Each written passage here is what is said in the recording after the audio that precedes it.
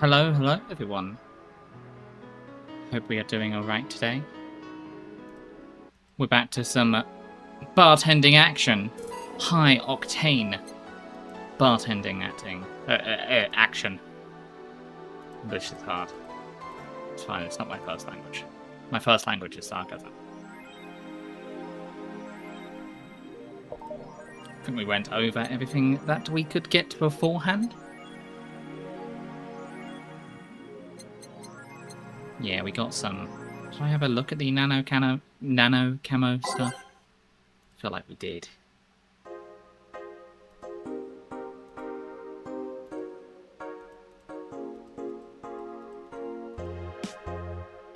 I must have. I feel like I went with the... Yeah, I went with the branding. I went with the orange. What if I can change this wall? That would be nice. Table? I can change the style of the table? How much money do I have? I've got £1,000. Sorry, dollars. So let me customize our table. Our katatsu. That would be hideous. No. Let's try this. Yeah, that doesn't look too bad. Alrighty then. Well, I don't think we have any... Oh, exclamation mark. I think we read these. I'm pretty sure we read these. Alrighty, let's go to work.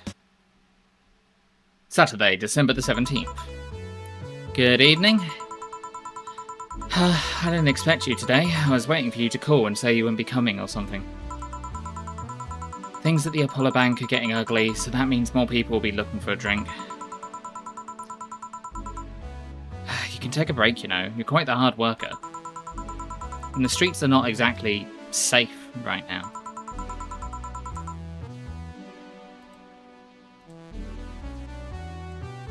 They've never been when you get down to it.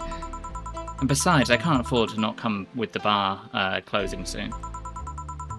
I wonder if any bar has been used impending closure as a means of getting their employees to work. Yes, absolutely. Seems like the total opposite would happen. Not to mention I get bored out of my brains in my apartment, so I'd rather come here anyway. Could not be me. I like my house. I want to stay in my house as often as I can. What did he say? Nothing important. Gil isn't back yet? Nope, I wouldn't worry too much about him though. If you say so. That girl still here? Yep, she was sleeping so peacefully I felt bad about waking her up. So would you mind doing that for me? Actually, yes, I mind. But you're the boss, and it's kind of my fault she's here in the first place. Sorry about that. Hey, young lady, sleep another hour and we'll have to start charging you a motel fee.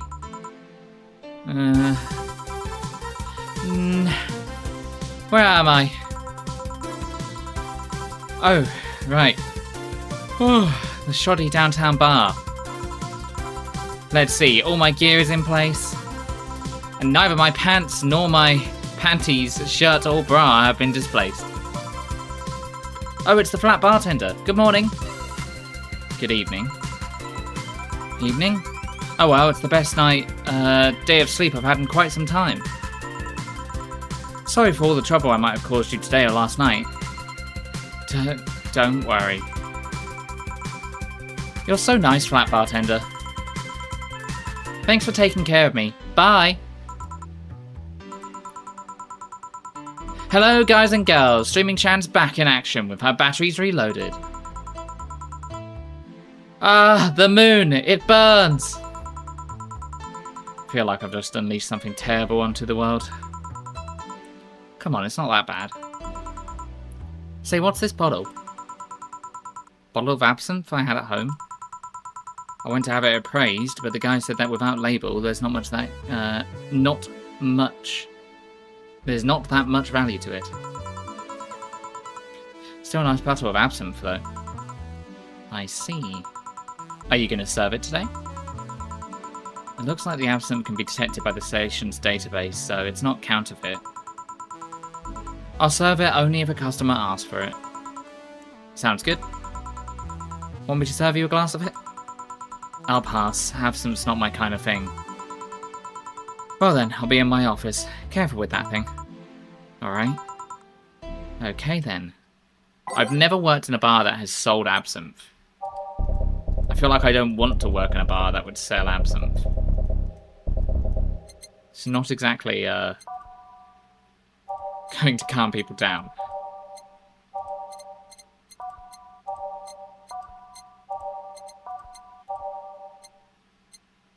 Apparently you've been a mod for a year? Yeah, Blue had that the other day. Congrats on your mod anniversary. Morning? Evening. Good evening. Good morning? It can be more. It's morning somewhere.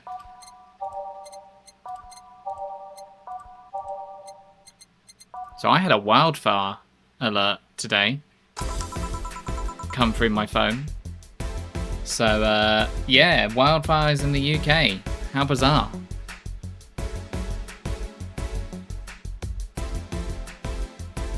There was a fire literally down the road from where I lived. So that was, you know, concerning. Luckily, it's been put out. Funnily enough, the wildfire alert said, "Don't start any fires." So, you know. I feel like that's a good way of knowing that you shouldn't have a wildfire. You got an emergency alert? Yeah. Goffy didn't get one, funnily enough. But no, I literally had a wildfire just up the road from me. Like, slightly up the road from me, because there's a wooded area in my city.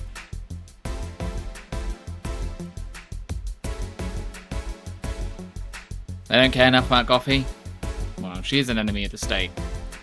Time to serve, mix, and change lives. Wait, that's not how it goes. Goffy is too far, because I live near a forested area. Too far gone. The UK government knows he's already going to commit arson.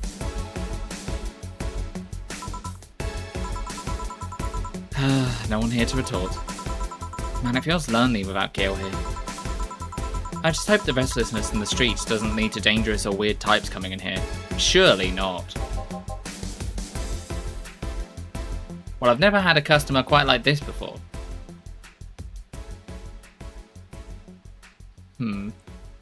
Trying to get things to work, but things aren't working. What are you trying to get to work, Setron? I think I have a perfect voice for this guy. Good evening! Holy shit, that was a record-breaking jinx. Welcome to Valhalla. What can I get you? Let's see. I'll have a green fairy. Green fairy?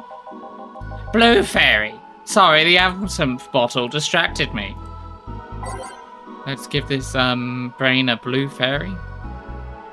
Trying to get a theoretical crate mod onto a theoretical fabric mod pack for a theoretical thing that I theoretically want to try or do or plan. Multiplayer or single player? Blue fairy, Cherno? Blue isn't a fairy. There's a witty response here.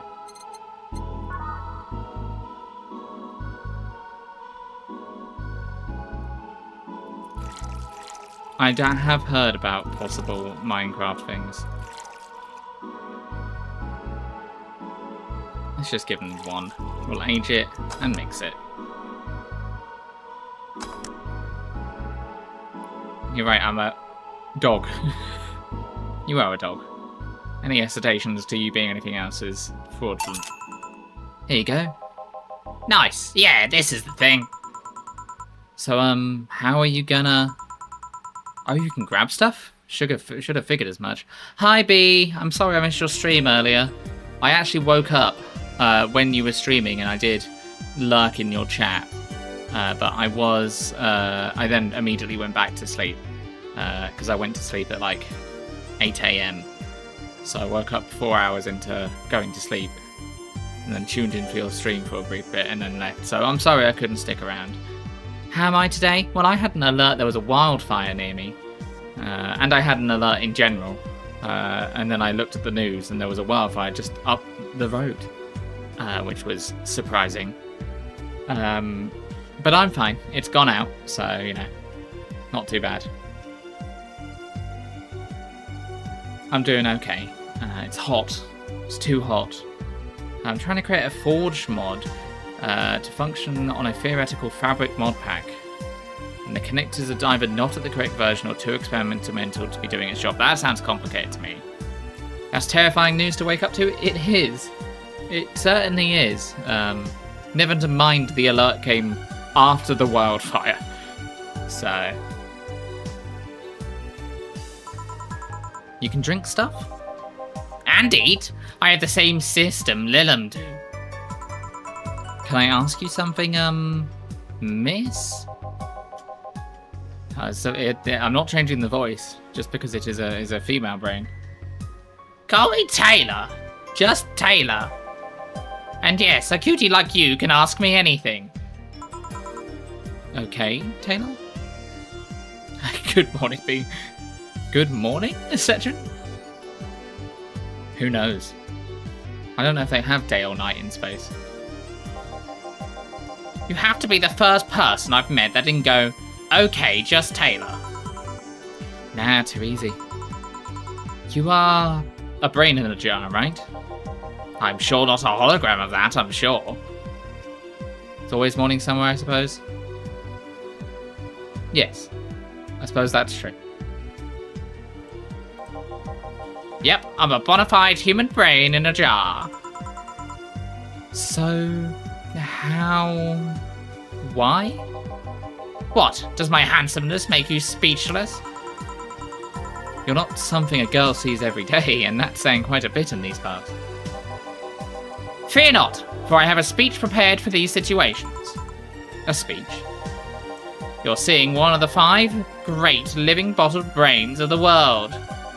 We are brains living in conditions that allow us to exist as any other humanoid creature.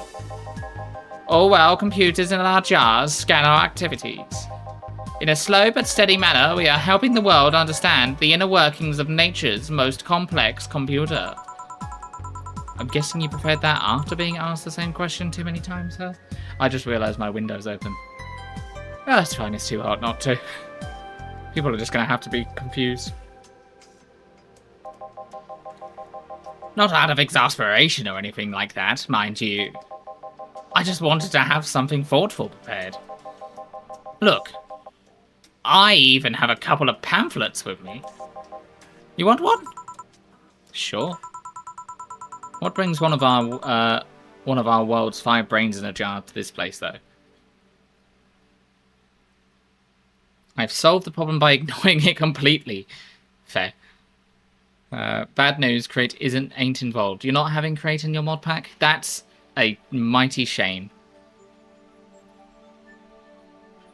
I could not play Minecraft without Crate now, I feel. I feel like that would be sacrilege to me. Oh, I'm from around here, actually.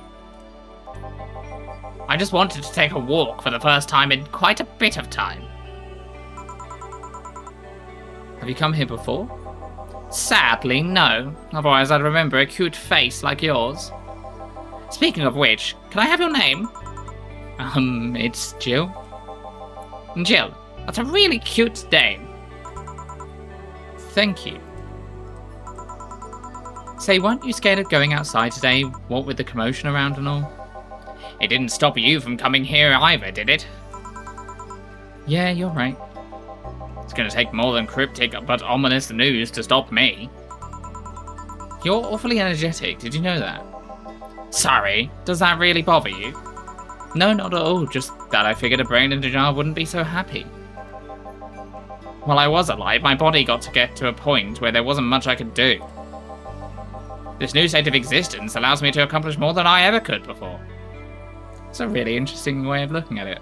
If I was old and my body was failing me, but my brain was still healthy enough to continue, I wouldn't necessarily, as long as quality of life as being a brain in a jar wasn't too bad. I don't know, I might go for it. Why not? There are other mods that perform a sister functionality, but it's not Crate, unfortunately, but Crate is Forge only. Why are you trying to play Fabric anyway?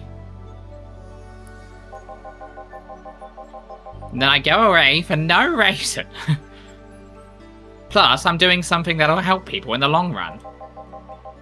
Wouldn't you be happy? I wonder. Do you want to make me happy, Jill? Depends on what it takes. Don't worry, just give me a beer. Alright then, I'll make you happy. 1 beer to make Taylor happy.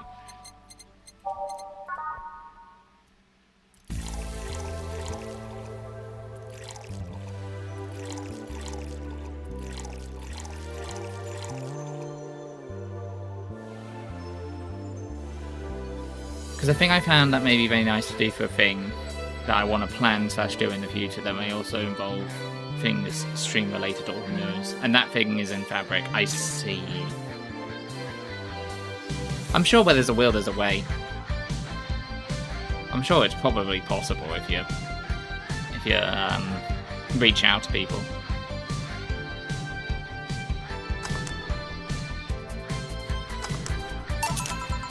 Here, a beer. Ah yes, no matter what happens, beer is always good. It's interesting though, just yesterday I was talking to a client about brain uplinks. Uploads. You were? Yeah, we were talking about how even if you upload your brain, you'd still be here. I thought about that too. Do you think that the you in the cybernetic environment would feel like she was indeed transferred? Like, would she remember everything? Like waking up someplace else and so on? Whenever Rogue decides to stream Citizen Sleeper again, this is a big theme explored within that. But I find that a really interesting question. It's the Star Trek teleporter, transponder thing. Technically it duplicates you, I believe. Kind of. Are you the same person on the other side?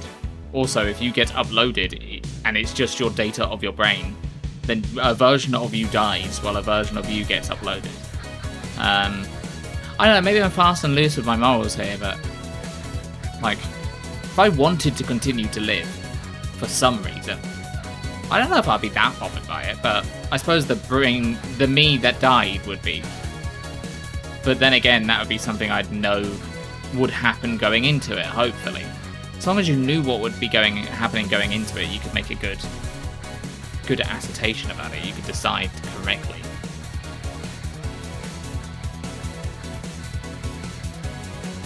There's a certain other thing that is related to this plan isn't even compatible with Fabric. That would be awkward. I should test that. Fair enough. You should test that. Yeah, and San Junipero, the Black Mirror episode, kind of talks about it a little bit, although that's a little bit different, because that's just about their consciousness going to an afterlife and they get to like try it out beforehand, and that's not really a duplication. But like, I don't know, I think I'd be okay with it, but it's not possible now, so I don't tend to spend too much time thinking about it. But like, I'm not that bothered by it. Just like the whole kind of body modification in terms of like cyberpunk futures as well. Like, I don't think I'd be that much bothered about it either. Like, do you know how much effort to have to walk everywhere? If I could just have feet that would just like, well, not even feet, legs, that would just walk for me, I might genuinely do it. Like, that sounds like only an upside. It improves my quality of life. Now, as long as I don't have to become like addicted to some sort of like a drug or have to pay expensive. How lazy? Is it lazy to want to make your life easier? I don't know. I feel like it would be convenient. But I suppose there would then be a divide like we're seeing now with like things like AI, of being separated into not doing things for yourself and relying on a machine to do it. And up until like a couple of years ago, like very early AI, I generally didn't have that much of a problem with, but what it has become, I now have a problem with. It's very interesting to see. I suppose you can't judge it fully until you know the whole outcome of what that will be when that happens, or if that happens. But in a theoretical way, I feel like I'd be okay with that. And you're kidnapped of your own free will. Is it, if you could control it, though, would it be kidnapping of your own free will?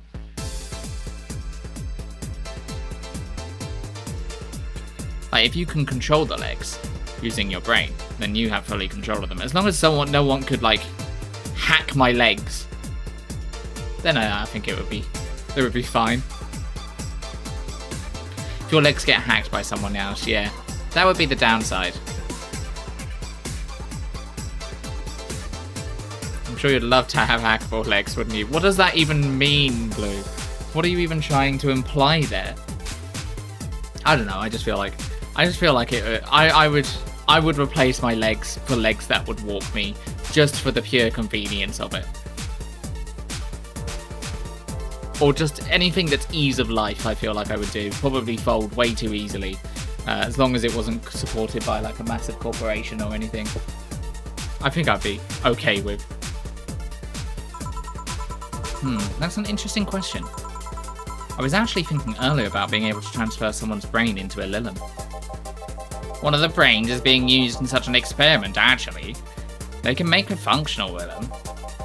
Unfortunately, the wiring and other such stuff makes it look more creepy than anything. They aren't transferring his identity or anything, though, just wiring him to a body. Oh. You'd think someone would rather do that than float around exposed in a jar. I have to admit, the whole brain thing does look creepy. But the body I'm telling you about is just uncanny looking. Speaking of uncanny, how do you feel when you saw yourself like this for the first time? It was quite a shock, actually. It didn't last too long, though. I never was too attached to my body. Later in my life, that was almost literal. You know what the downside to this body is? I can't get drunk. If you want to call that a downside. If you wanted to drink alcohol for the taste, there are many alternatives. And drunkenness is part of the whole experience. Why though? Ilum can get drunk with no problem. Yeah, but in their case, their brain's a computer attached to their body. Getting drunk causes their brains to reduce their input speed to their bodies. Depending on the model, their drunk subroutine might throw in a different behavioural cycle even. It's hard to get drunk when the whole point of you being in a jar is figuring exactly how you work. Yeah, you're right. Hydrate? Don't mind if I do. Hey, Jill. Oh, Alma. Oh, I remember this person's voice. Just, oh, Alma. Where's the courtesy one would expect from plebeian bar staff? Welcome to Valhalla. What can I get you? Happy? Not when you put it that way. Why, hello there, beautiful. Whoa. You hurt my feelings with that, darling. Sorry? You don't see talking disembodies brains every day. I mean, I did work a summer in Ilum maintenance, but even then, those were talking heads. Oh, don't worry about it. At least you're not running or fainting. Your name was Alma, right? I'm Taylor. Nice to meet you, Taylor. Say, Alma, can I buy you a drink? Sorry, I only ever date people who are at least 50% organic and have at least one face. I know just what to strive for then. Just kidding. It'd make me happy to make you happy by buying you a drink. Does that bother you? I guess if Jill's the bartender, I don't have a problem with that. Awesome. I'll pay for your next drink then. What will you have? I'll have a Cobalt Velvet. And you, Taylor? I'm fine, actually. You're gonna have me drink alone? I don't want to drink that much. Okay then. Let's make a Cobalt Velvet straight from Taylor to Alma.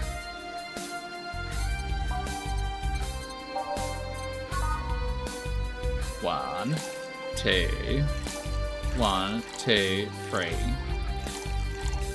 3, 4, 5.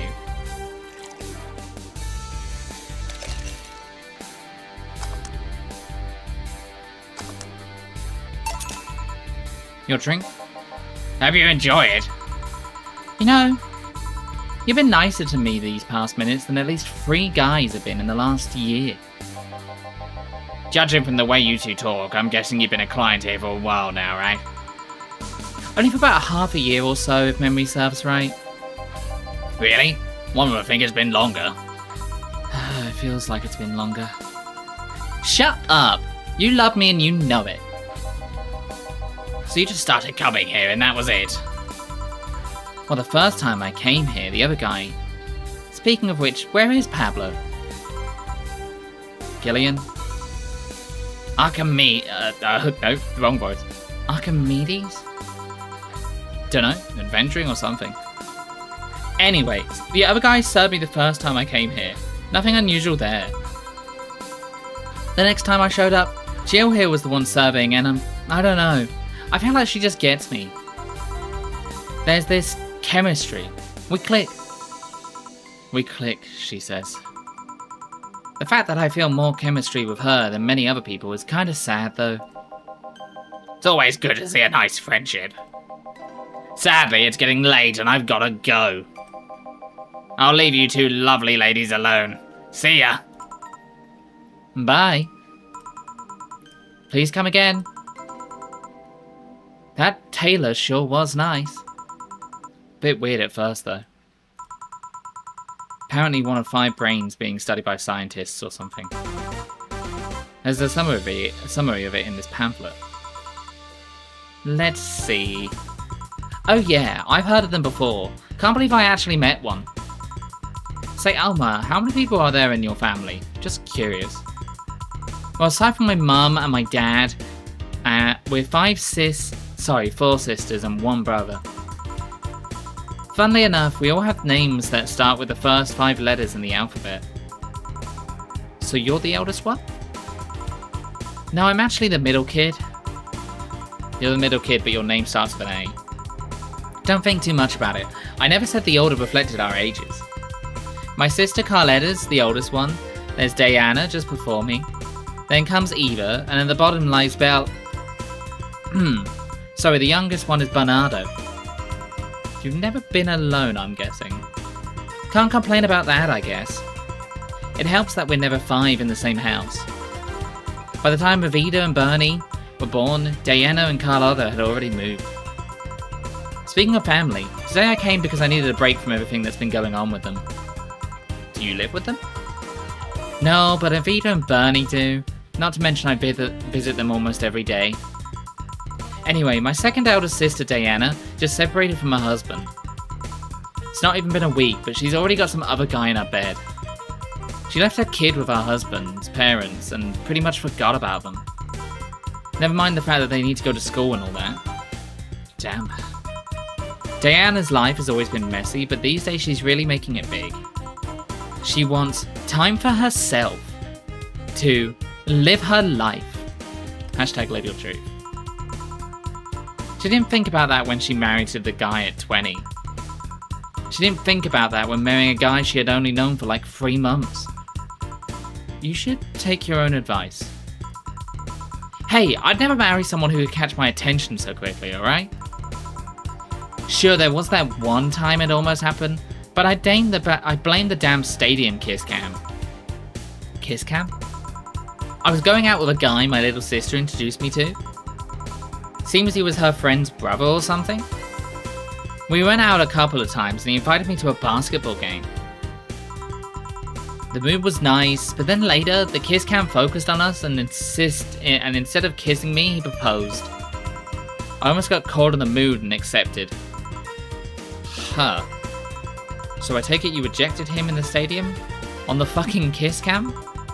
We went out for like 3 weeks.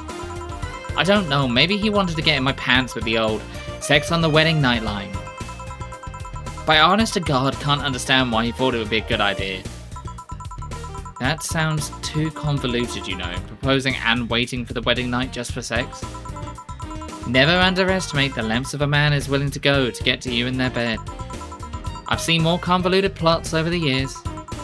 I'm feeling tempted to ask, but I'll pass. Want anything else? What's that bottle? Some bottle of absinthe I found at home. It's unlabelled, so it's not valuable. Do you know how to serve it?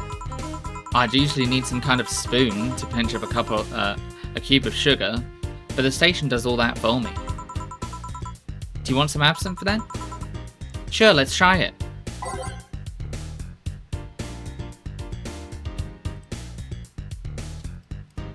You okay? Baby? You okay?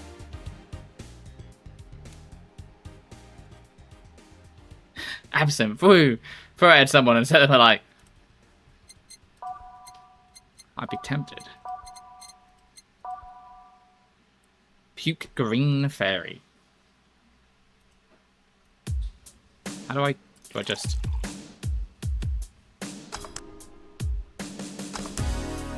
Oh, there we go. I did it. It is so flammable. That's because it's so alcoholic.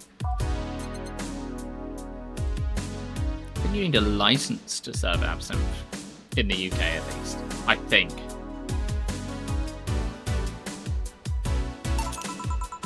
Careful, it's a strong drink. I'll tell you if it's a strong drink or not. And indeed it is. Holy shit. Are you okay? I'll be fine. I've had worse in college. What did you do in college, by the way? Have you ever started a wildfire with absinthe in the wooded area near where you live after having gotten a wildfire warning from your government? I haven't. Funnily enough. Jaeger bombs, giant taco pizzas, a cute student teacher. We all did a cute student teacher at some point in college. I'm talking about studies, woman. Has Goffy? No, Goffy has not set a fire either. I know. I'm a computer engineer dropout. Dropout? I was getting fed up with the whole make programs for other people's thing. Are you sure? I mean, I can never be sure. But I don't think I really want to suggest that. I see. Alright, now's my turn to ask some questions. About what? What kind of family is your family? Well, I'm an only child. My mum and dad split amicably. My mum is a violinist, so she's always away from home with the orchestra. I spent most of my time with my dad, my aunts, and my grandpa. Aside from that, I'd say my childhood was quite uneventful. Huh, didn't you get something like your mum's artistic veins or something? I played the violin until I was about 16, I think. What made you stop? I don't know, I just kind of said, that's it, one day and stopped. What about cousins or the rest of your family? I see very little of them, actually. Mainly because my dad moved away from most of them. Most of my mum's family live in France to boot. So your mum's French? Yep. Can you speak French?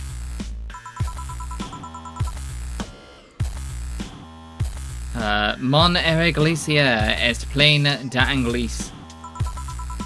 Oh, what does that mean? Rubbish. I don't know. I can't speak French. I did try though, but college started and I stopped taking classes.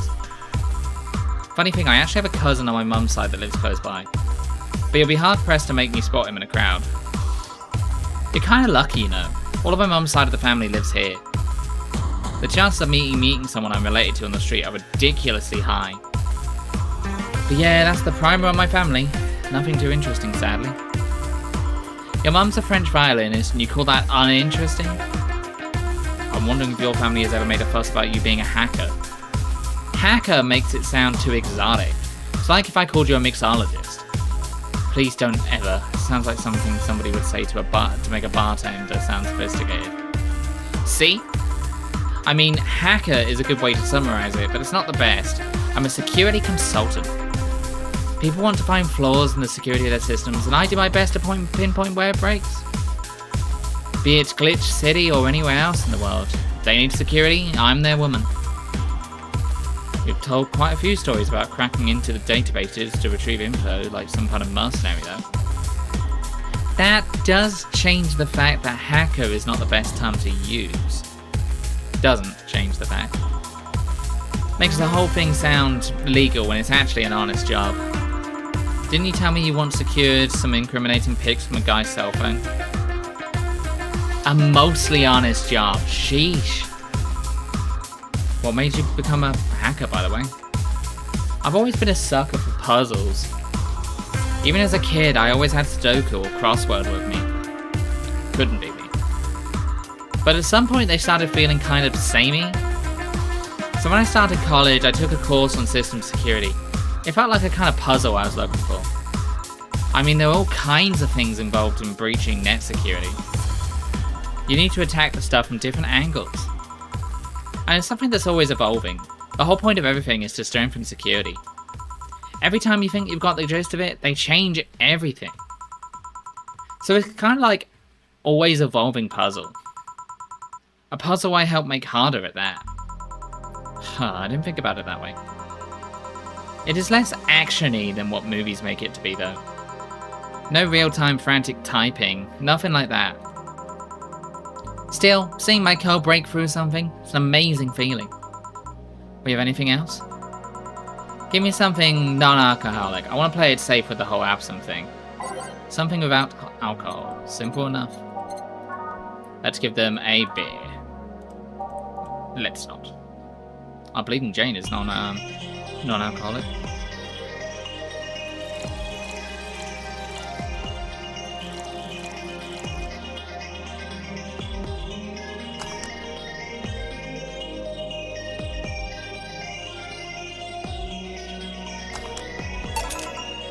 Yeah. I haven't spiced this one up. Alma, please. Say Jill. What's the worst that could happen if you don't get your drinks right? Well, people have the right to not give me money. If they don't pay for it, I don't get my bonus. No bonus means less money and no tips, which doesn't help because I have to pay bills. Oh, I see. Do you have to make an effort to pay your bills? Nope. You have no idea how much I hate you right now. Well, my job pays pretty well, and I'm not the kind to spend too much on things other than food and bills. Maybe maintenance of my hands and new equipment, but aside from that... Oh, I know. If you have trouble with your bills, why not live with me? We could be roommates. I don't know. Moving my stuff through the stairs because the elevator's broken. Having to move my liquor collection? Never mind the fact that my cats are shut in and got very upset that one time I tried to move some furniture around. The idea of moving just gives me a headache. You shouldn't take things so seriously when I say them, you know. I don't, but I thought about it before. Now I need some air. I'm going to take a break. You want to come? Are you inviting me to the back of the bar? You should invite me to dinner first. Every minute you waste making jokes is time taken from my break. Fine, let's go. Boss, I'm taking my break. Call me if anyone comes in. Sure.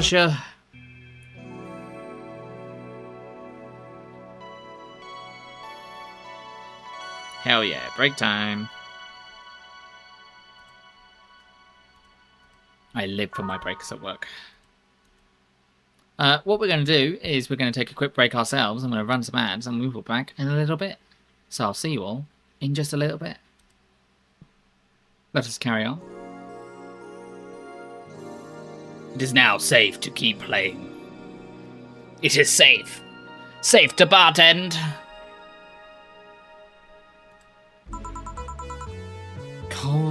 Cold.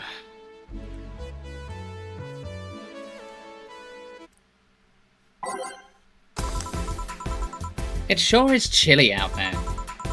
It's kind of refreshing. The hobo out there seems like a nice guy. Billy Vine, yeah, he's a cool guy, very respectful. Apparently he got into some legal trouble and that's why he's like that. Really? He could also just be a very nice crackhead though. I have a cousin that lives like a hobo actually. Really? It's a bit complicated though. Problem is, his family has tried to get him to live with them, but his pride won't let him accept their help. He'd rather live on the streets for some reason. You can't tell with some people, sadly. Why did he become a hobo in the first place? Bad investments and debts, banks evicted him from his house. No. It's a serious problem because he has epileptic attacks but refuses to take his medication. I just don't get what's up with him. Honey, some service here. I'm here, don't scream.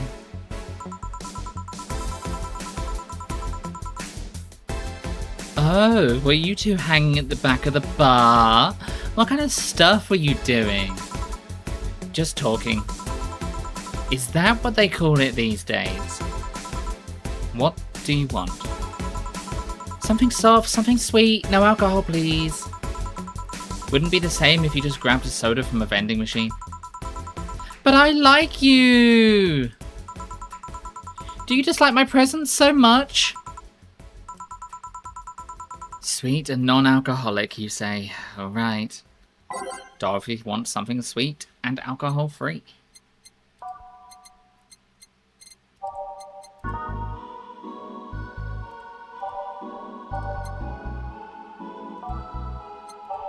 I could...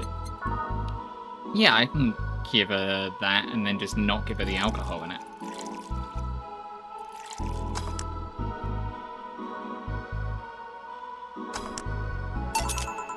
Here, like you asked.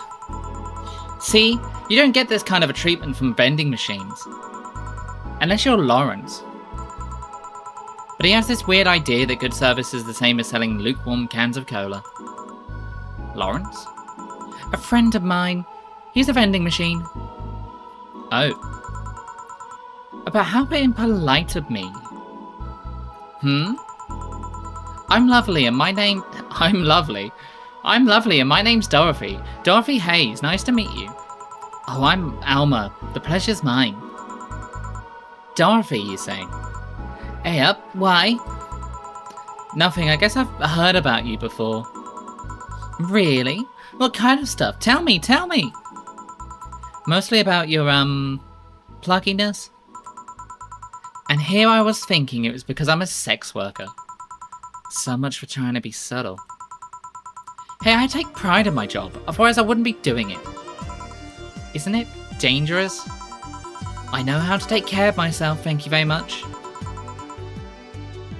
Where do you work, Alma? I'm a hacker. Really? A fully fledged hacker? Not the kind that sees a computer logged into some account and says, that's hacking, right? No, of course not. I've always been curious about how being a hacker works. Do you just start typing really fast while waiting for something to happen? No. I can explain, but I don't know if you'll get it. We won't know until you try, right? Last time I said that, I had to jam the plastic replica of a halogen light bulb up a grown man's ass. It was a success! Okay then, let me try to explain in general how it works. Let's say I have to retrieve information from a company's database. Alright. First I do some research on the target's OS, servers, how the information is stored and all that. There have been a couple of occasions where I've had to go in blind, but they're the exception rather than the rule. First, I secure things from my side. I start working behind proxies, websites, and through other more vulnerable computers I find on the way. After that, I start testing the networks. I go through the basic protocols, try known exploits as long as they don't trigger any alarm. Once I've tested the ground, the fun starts. I go through all the security protocols and look to bypass them. Sometimes I have to look deeper into the code for the password itself. I see. Then when I'm finally in, I go retrieve user privileges. After that, I try to become a super user and get what I needed. How do you do that? Well, there are a couple of ways. I can use a pre-made program to hack into an already existing account. I can use the info someone already gave me, but the usual way is usually a buffer overflow. What happens next? I create a backdoor in the system before leaving and covering my tracks. I can't handle it anymore. Alma, hack me like you've never hacked anything before. Have you ever listened to Mr. Brightside but played from another room? It's disassociating. I have not.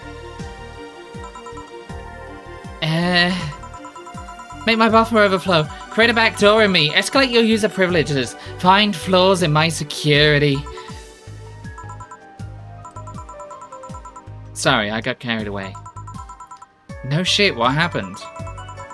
Have you seen those movies or books where a couple does something like paint a picture or cook?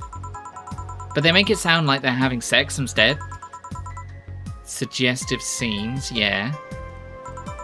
Well, that whole thing was kind of like that for me. Really? I guess humans don't really get it because their minds don't upload to networks or anything.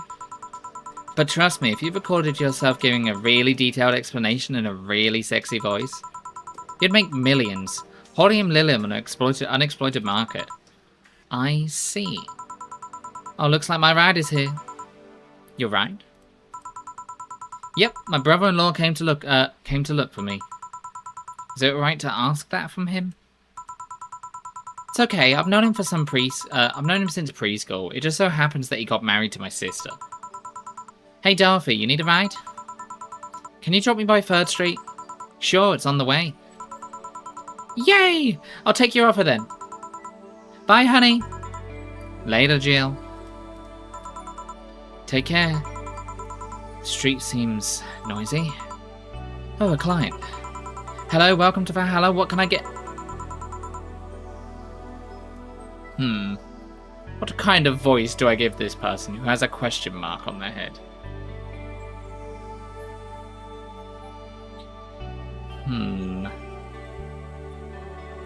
Contemplating.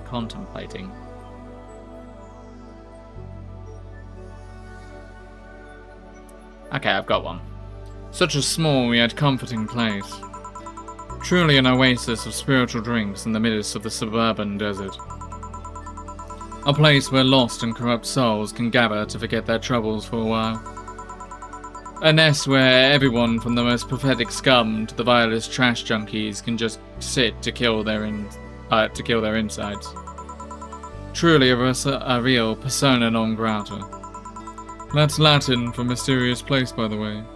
I'm so smart and philosophical. Alright, we've got ourselves a persona non grata here. Persona! Persona!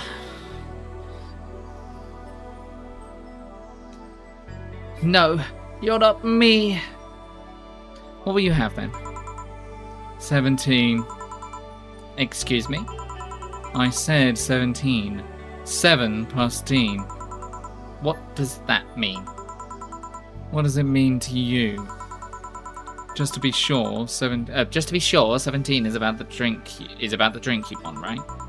Only if you want it to be. 17, what the hell does he mean? I think I know what he means.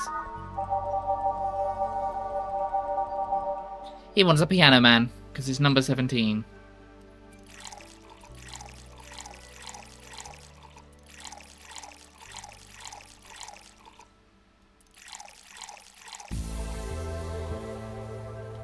On the rocks and mixed. That's not the right drink. I fucked up. 1, 2, 1, 2, 3, 1, 2. I fucked up. 1, 2, 3. Fuck. 1, 2. 1, 2, 3. 1, 2, 3, 4, 5. 1, 2, 3, 4, 5. 1, 2, 3. On the rocks and mixed.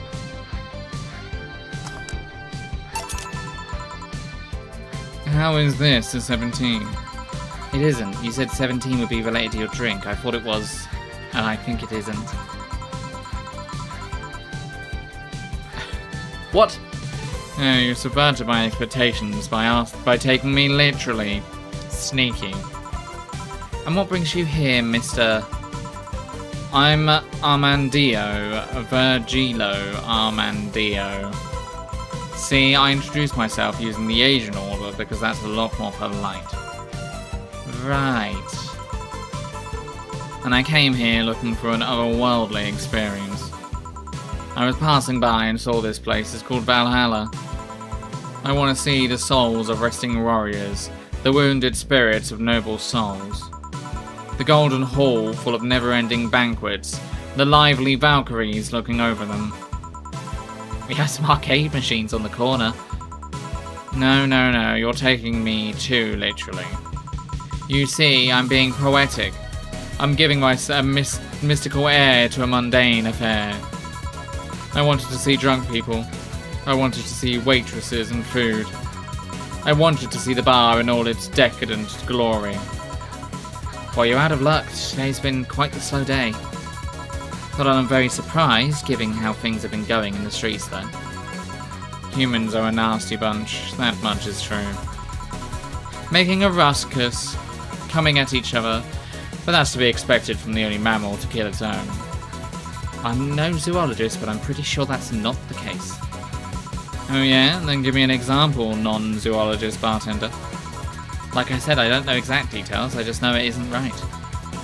If memory serves right, once a lion takes over a pride, every cub born from another lion is killed or something. Takes over a pride. You can't take over a pride. Pride isn't a tangible thing. You need to stop making things up, not zoologist bartender. But getting back on topic, do you know what the number 17 means? The atomic number of chlorine? No, and Chloe is a name, not a number, you know. The group where halogens are in the periodic table. Stop making up words like halogens, periodic, and table. Okay, then I give up. 17 is us. Huh? Every human has 17 pairs of chromosomes. That number is the whole foundation of you and me. It's 23. What is? Humans have 23 pairs of chromosomes, not 17. Well, they're both primal numbers, so it's the same idea. Primal? Do you want anything else? I'd like a simple plum floating in perfume served in a man's hat. Okay. He wants a plum floating perfume in a son of a bitch. Persona, I hate this guy. Do you have a shotgun under your desk? Also 23 mentioned. It's a coincidence.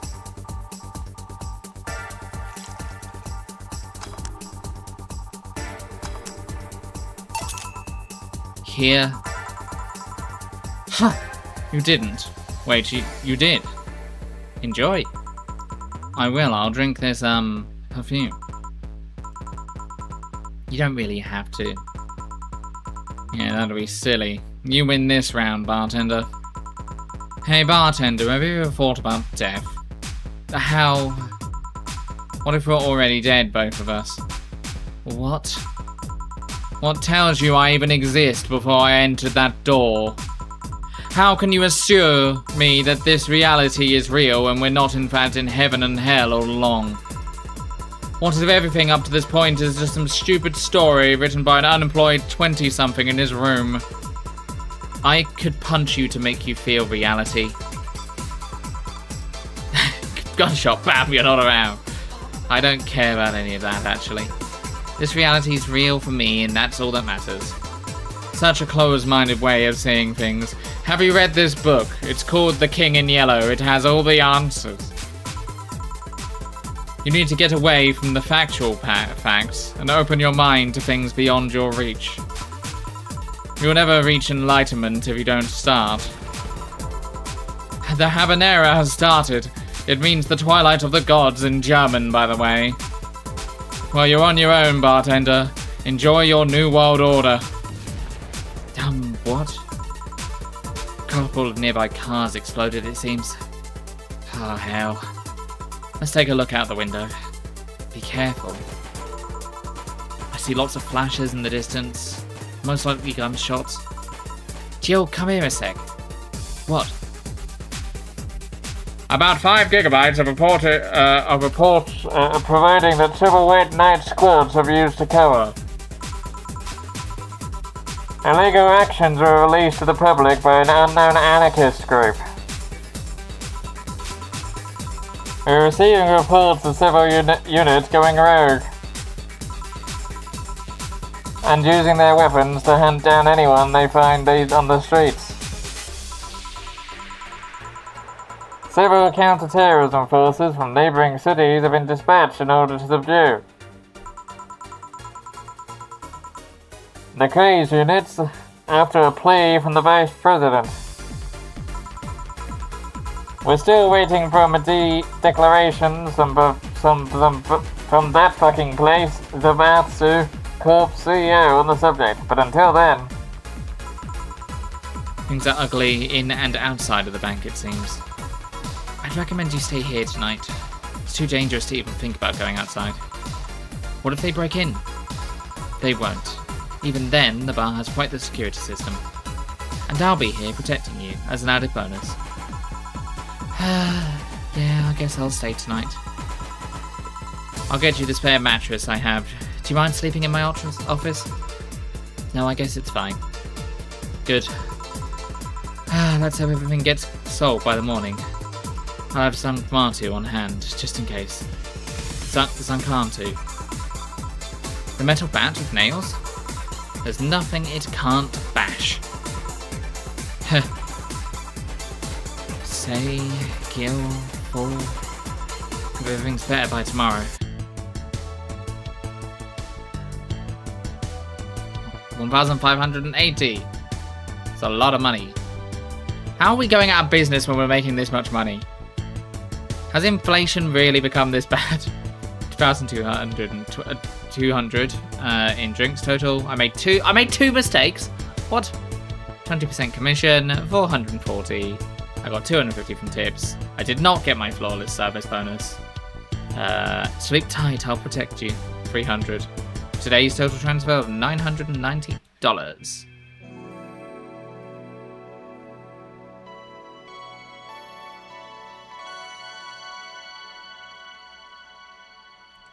Let us save the game. It's now safe to keep playing. It is safe. You may continue to serve drinks. Rise and shine. Good morning. It's 11 AM though. That's morning for me on the weekends, and any other day. How's everything outside? Still noisy, but forces have been deployed to take care of most of them at least. How so? Sabatsu Court President is pleading with anyone to stop the rogue White Knights. Oh, it's the White Knights that have gone rogue. Neighbouring city forces were deployed quickly and subdued most of the opposition. There have been reports of White Knights just freezing, though they were petrified somehow. You make it sound like some god suddenly decided to put everything in place. Well, I'm just glad no bullets were flying in and out of the whole building. Sure, there's still some bad apples out of it, but it's not really safe yet, but it was worse last night. There also seems to be a civilian force lynching any White Knights they spot. Holy shit. Oh, what about our White Knight friends? So not only are the White Knights a problem, regular folks are on edge too. I wonder if Sai's okay. Should we be worried about Gil? That kid knows how to take care of himself. I'm sure that whatever it is he's doing, he's safe. Dare I say even safer wherever he is than here. I sure hope so. Are we going to work today? Nah, things are too nasty for tonight. Let's just take Sunday off. Oh, alright. Say, do you want me to help you get to your apartment? Actually, yeah, I'd appreciate that. Okay, let's lock things up and go. We'll grab some things for lunch on the way. Sounds good.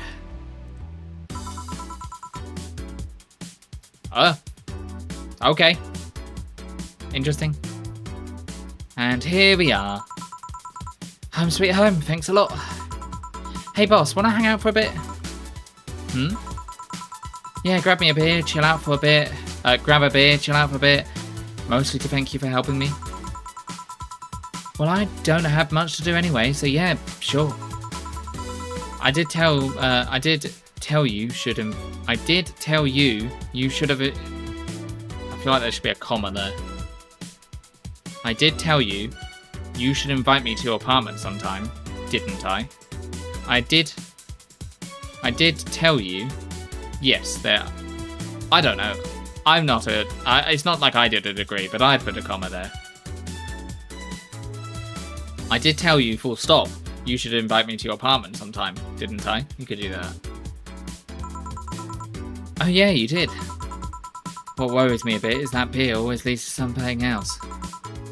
To more beer?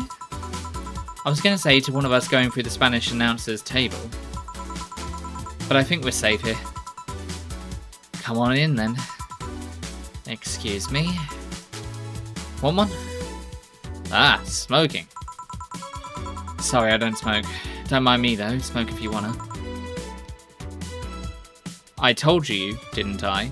You should invite me, would have been better. For... Yeah. Blue, you're so clever. Thanks. Say, how is the chilly weather treating you? It gets cold from time to time, but nothing the Kotatsu and the heater can't fix. Blue agrees. So humble too. Alright boss, you're not very good with the cold, are you? You know it. You didn't bring your jacket here either. Yeah, I left it at home when going to the bar yesterday. It wasn't that cold and I didn't expect to spend the night at the bar. Would you like a sweater or something? Oh, don't mind me. I insist, I have this hoodie from some time ago and it was too big for me. Blue always agrees, especially when it's about Blue. But then again, I am a bit of a big fish in a small pond, if you know what I mean. I would have thought more like a little dog in a big dog park. A big fuck! Kill me now. You fucked up. Everyone, point and laugh. Point and laugh at the fuck up.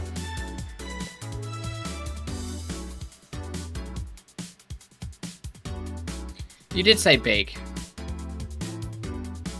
I'm a bit of a big fish in a small pond. You did say big. You didn't fuck up. You were right. Yeah, all along. You never fucked up. Ignore you. Okay, I'll ignore you. Why buy it then? It was dirt cheap. Right. Wait, where'd you get this one? Dunno, some flea market ages ago. Why? Nothing, it's just like I had many years ago. What happened to it? Too much use, it just ripped. I see. You can keep it if you want, I never use it anyway. We'll see. Come to think of it, how old are you, boss? I'm eternally 17. Fair enough, 17 plus how much? 17 plus I'd have to cut your tongue if you knew. Alright. Let me go change into something more comfortable. Take your time. What's the cat's name? Say, Jill, there's a blue-eyed mass of black fur glaring in my general direction. Oh, that's just for. You just worry of any new visitors. Cats will be cats, I guess.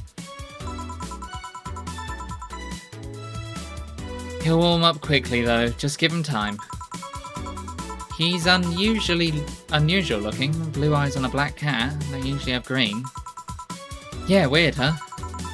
At first I thought they were like that because of how small he was small, but they never changed. Do you have any pets, boss? Back at home we had a bear. Ah, I see. What? Good old Bosco. He kept intruders away better than any dog. Right. Turns out Dana has a bear with them. This picture isn't something you see every day. What? Me taking such a sappy picture? No, a framed picture on a printed paper. It seems so vintage. She has a bear with her? She does have a bear with her. Or she used to have a bear with her. Who are these? That's, the one on the right is Lenore, my ex-girlfriend. The one on the left is Gabriella, her sister. Is this pic recent, or... Actually, that one's from 3 to 4 years ago. You look exactly the same. I'm only 27, what do you expect? That's why they say kids are the ones that get old. I thought it was recent because you don't usually see people displaying pictures of their exes so openly. Let alone a printed and framed one. Did you two break up on good terms then? You even hesitated a bit when calling her your ex.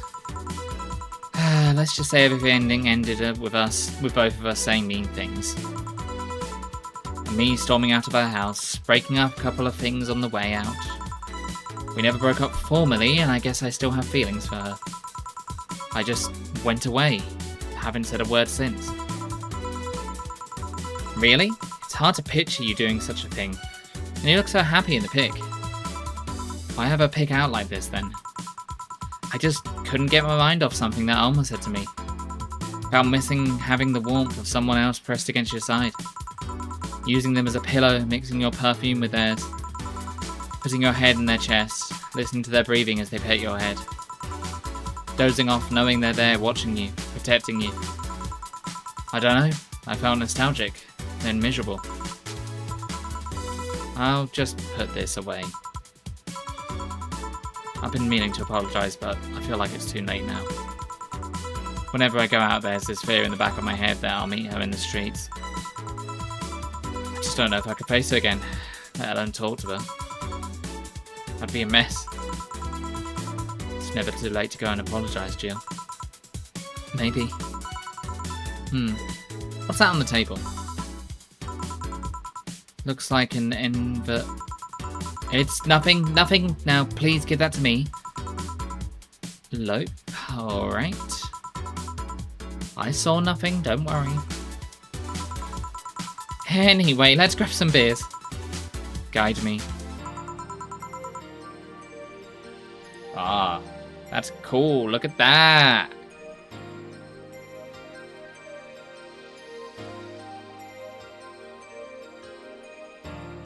Beers so far, 0. Cans left, 12. Remaining beers, 100%.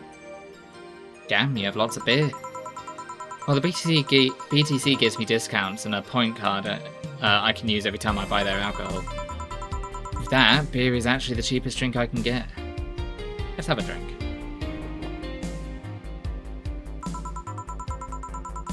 Is there a difference between the drinks at the bar and these? Drinks at the bar are more addictive, flavourful, and also stronger than the ones they sell in stores. Besides, the one in the bar is more of a double IPA. This one is more of a Pilsner. In English, please. This one's lighter in colour and lighter in flavour. Dunno, it doesn't taste lighter to me. Is this one made with that, what was the name of the base liquid you use at the bar again? Neutrogenic dichometrical liginol, or NDL. It was a supplement or something, right?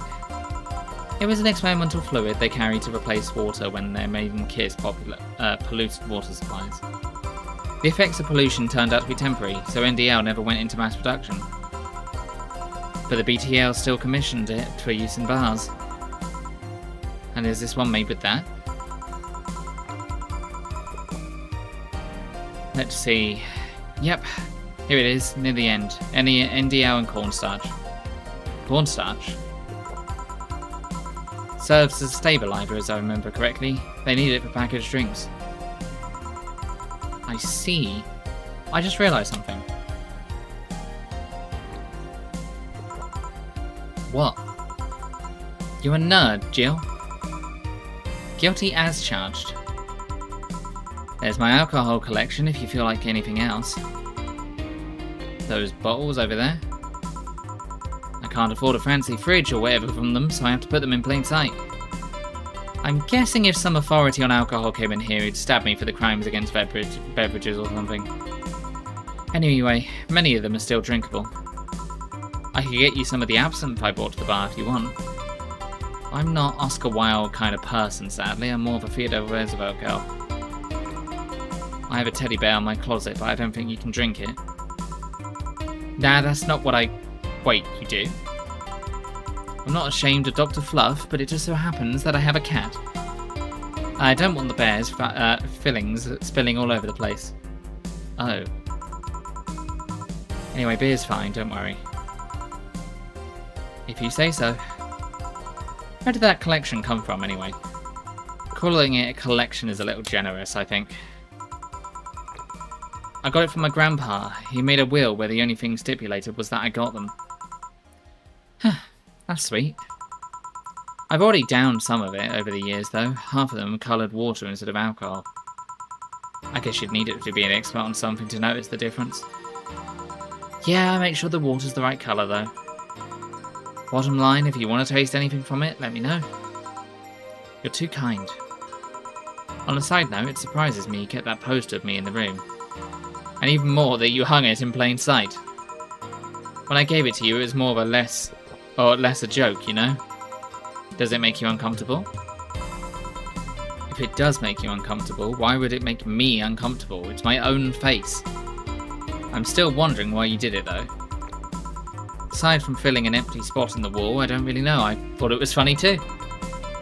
I guess it's like if someone gave you, I don't know, a dildo-shaped trophy or something you had in there. You had it there as a conversation starter.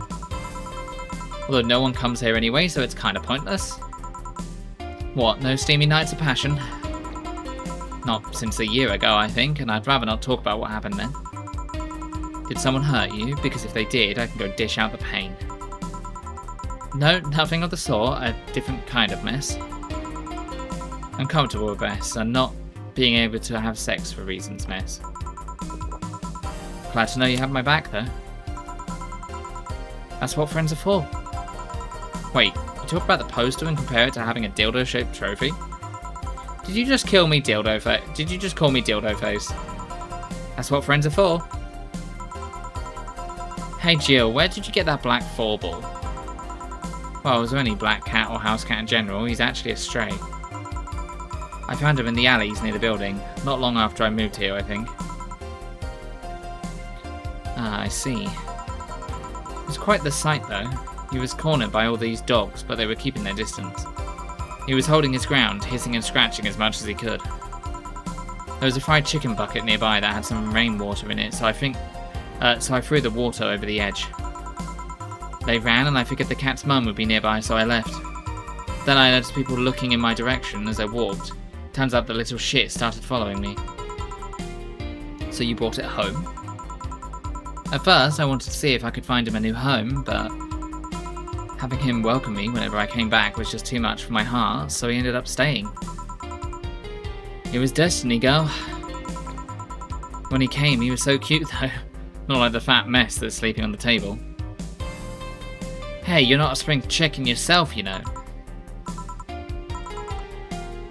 Oh ho. Shit, I actually did that in front of somebody else. Anyway. Don't anyway me, do you normally speak for your cat like that? Maybe. I wonder if Gil's alright. You're worried about him? You make it sound like I'm some emotionless robot. You can be hard to read. I wouldn't worry about Gil so much. There's 3 things I know for certain about him. First, he can take care of himself. Second, you can sincerely trust him. And third, he absolutely hates bell peppers. He does? I've seen him even reject food that has been in contact with it. Man, what a baby. Unless he's allergic or something. He's not. Man, what a baby. How did you meet such a guy? He showed up in the door of the bar. He what? Well, it was shortly after the whole incident with Robert and the levitation potion. Right, levitation potion. It was a slow day and he just showed up at the bar. I offered him a drink, but he said he didn't have any money on him. Oh, do you guys ever speak for your animals? Whenever I've had an animal, I've always spoken for them, I think. I always do a voice for them and speak in their voice. Is that normal? I think that's normal. I couldn't leave him alone, so I pretty much gave the drinks for free. And after a couple, he broke down crying. I don't know what he did, but he was really regretting it. He wanted a second chance, or whatever, and I told him if he could wash himself, I'd find him a job.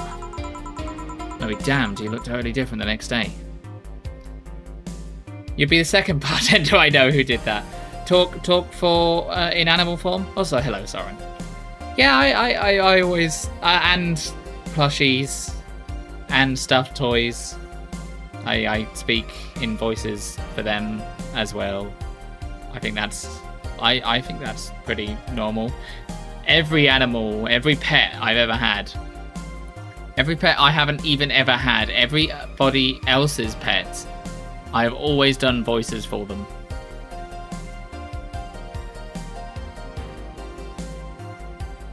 I get that with plushies, never have had a pet myself though. You should, it's fun, if you can afford it.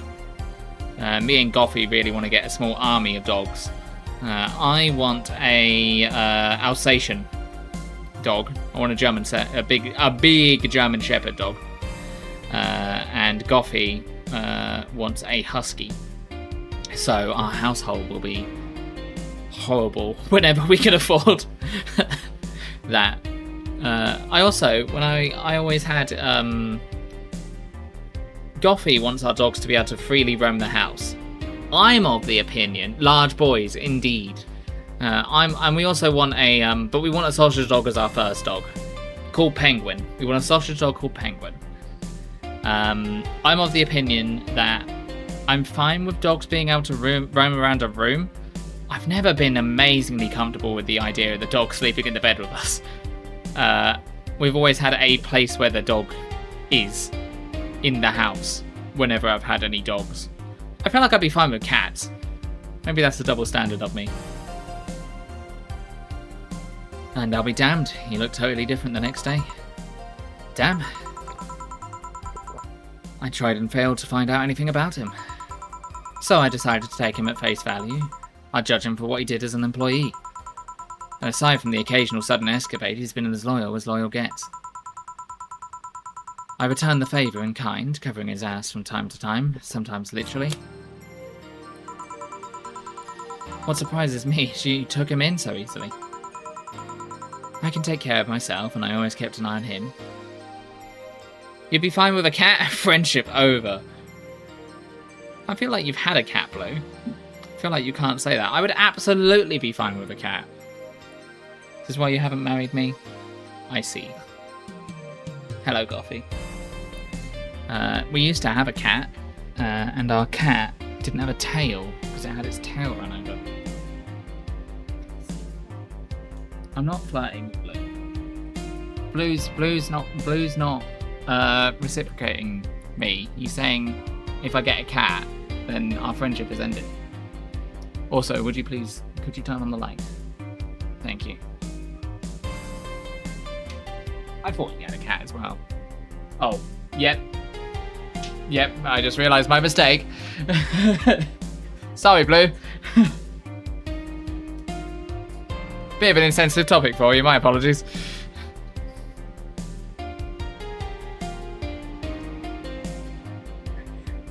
It was the double standard that was the issue. Besides, after that whole Robert thing, I couldn't ignore someone that desperate so easily. I see. Let's swiftly move on with the game. You've made them all far more lively yourself, you know. How so? Well, with the regulars you've earned, of course. Like that blonde tiddy hacker. I can't remember her name. Alma? I was going to say Armitage. Well, she's hot, I'll give her that. She's also a nice person in general, but damn, she's hot. Are you alright, Jill? Yeah, why? It's weird to see you say so openly that someone's hot. What, even you can see she has a hot body, boss.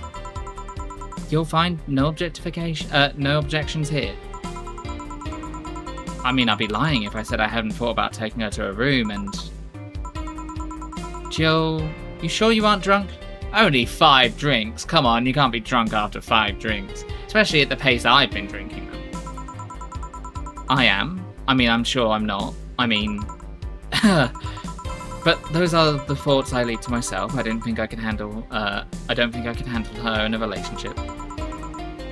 She has weird standards. That, and she's as straight gets. She's still a lovely person, though. That she become a regular is a blessing. Any regular is a blessing when you get down to it. There's also that sex worker robot girl. Ah, Dorothy. She intrigues me, though. I've seen a lot of sex workers over the years, and she seems pretty giddy. It's not that she likes her job, but rather that she takes it with such childish excitement. I've kind of noticed that too, but then again, Lilum can be weird. You think?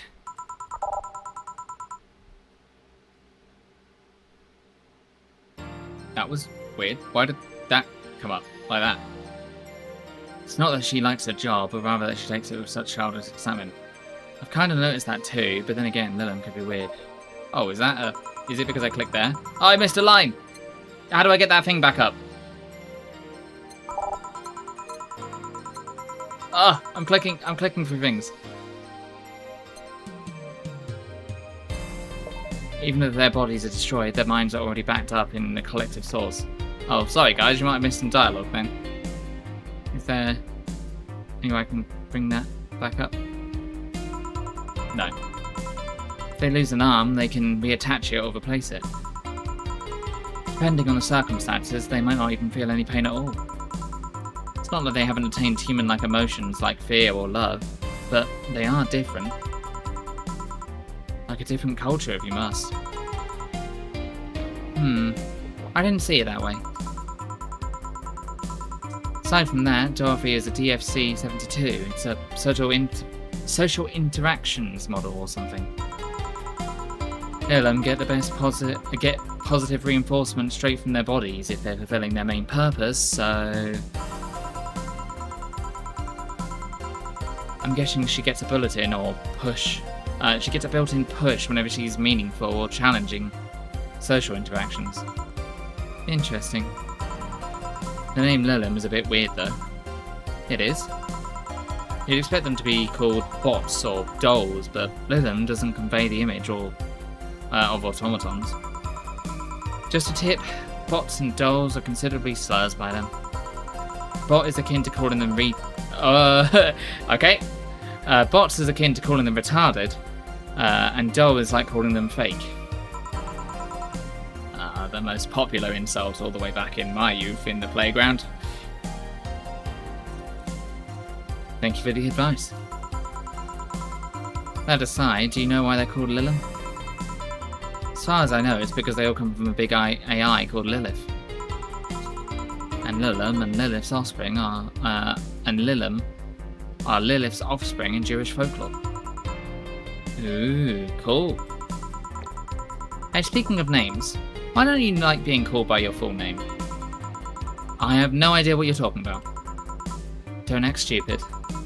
Back when you first transferred, I called you Julianne, and you almost tore me a new one with your glare. See, like that. It's no big secret, it's because it's one of those things that feels silly when you say it out loud. Try me. Well, did you ever watch Model Warrior, Julianne? Not all of it, but my little sister's a big fan of the reruns.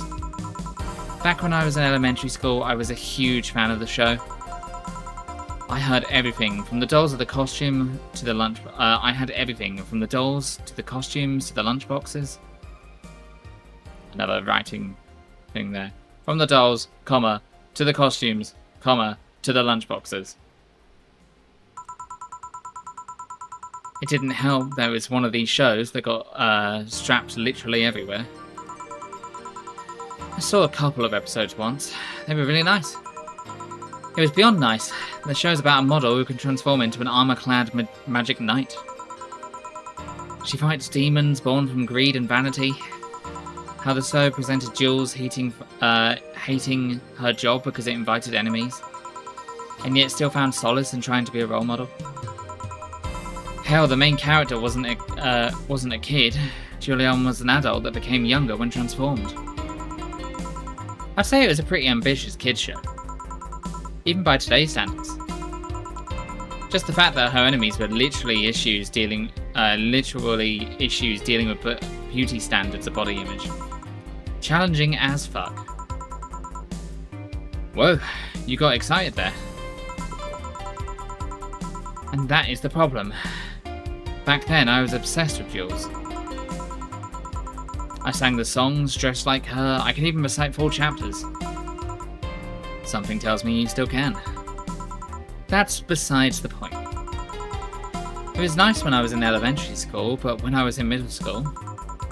And what a surprise, tweens are jackasses. They went out of their way to tease me about the things I did back then. I don't hold it against Jules. I always hold my grudges against those fuck jobs. Sounds rough. You know, most girls worry about their thighs at that age. I worried about jackasses singing the theme tune of the show mocking me. Anyways, every time someone calls me Julianne or Jules, I intrinsically react negatively. Pavlov would be proud of me. I never talk about it because I find the whole thing too silly in retrospect. And yet it affects you, even today. There's nothing wrong with it though. It's actually kind of reasonable. I sure hope so. Come to think of it, what kind of kid were you, boss? When I was a toddler, I was the kind to always fight with kids bigger than me. Then puberty happened and I became the Merriam-Webster definition of shallow jerkwad. Around the time I turned 16, I realised what an idiot I was and went on to become who I am today. And the less I talk about those times those years from 12 to 15, the better. Fair enough. Say, boss, how do you like men? 2D. 2D? Yes, I don't mind anything as long as the thing is cute or 2D. How about you? Back in high school I liked them funny. In college I liked them successful. After a while I just wanted stable, and now? I don't know. I stopped caring about them being funny. My high school boyfriend started conflating cheering me up with mocking me when I'm down. I also stopped caring about them being successful. I realised half of the time they had no qualms about cheating with me or on me. I stopped caring about them being stable. I realised they were the kind of person I was trying not to become. Not become stable? There was this guy who became so obsessed with holding a stable job that he hated. He started to become physically ill.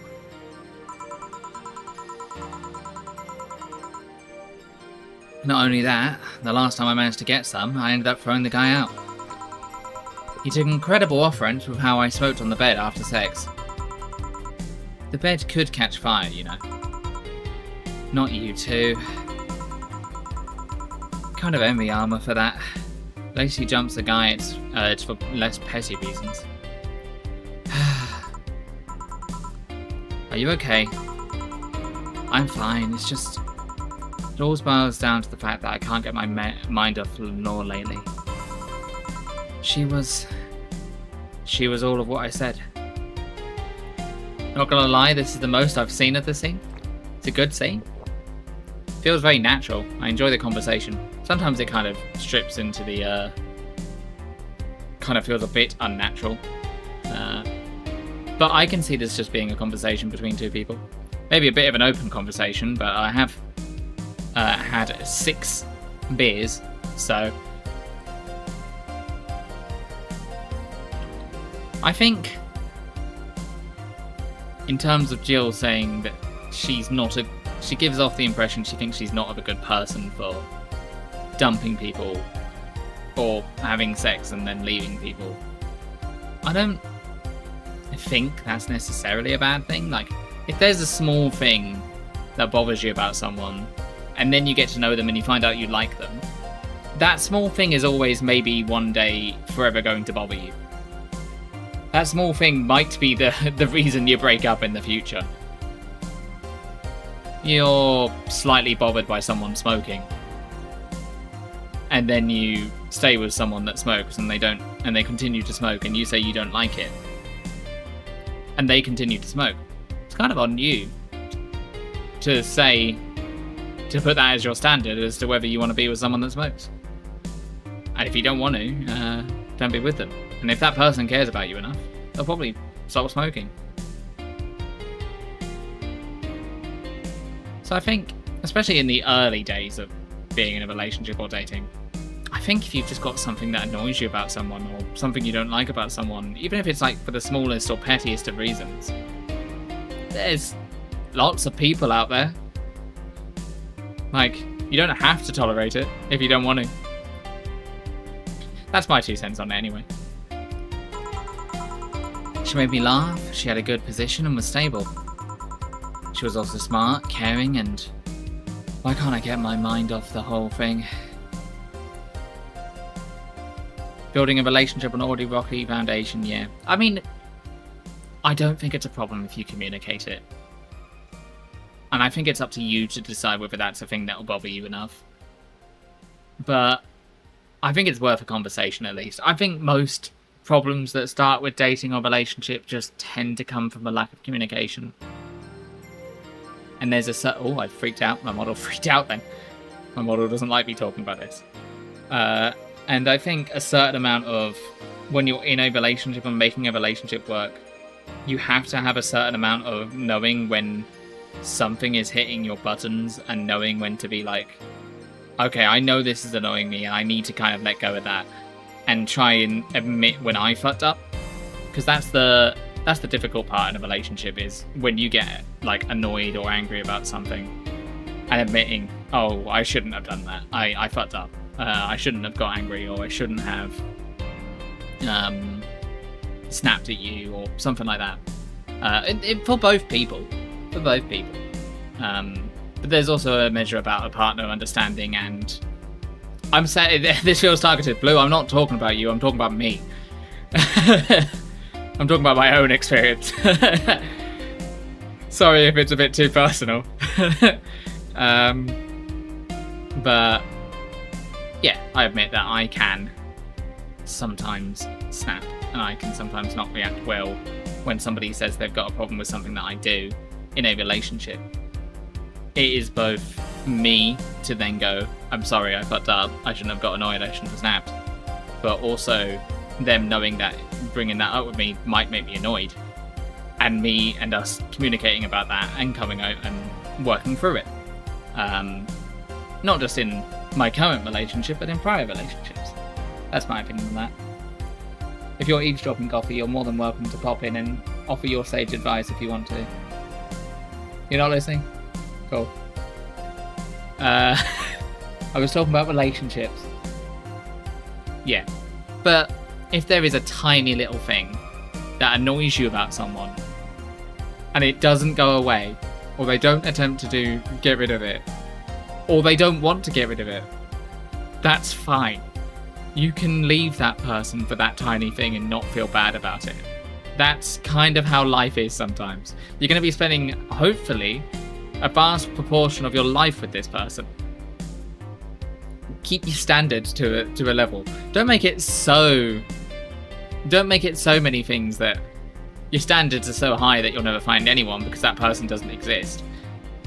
You have to accept some amount of flaws with a person, but there's also an amount of accepting flaws of a person that you are willing to do so. But if it's so many things that you can't keep up with it, then you're kind of shooting yourself in the foot there. Yeah, who knows? You might find someone. Or you might find someone that's so wanting to be with you that they are going to tear themselves apart in order to do so and attempt to be this perfect human that you want. Which is impossible. It's maddening. Maybe I should go and apologize. Maybe I should. Maybe that will make me rest easier at night, get my mind off things for a while. I don't even care about going back to her, but...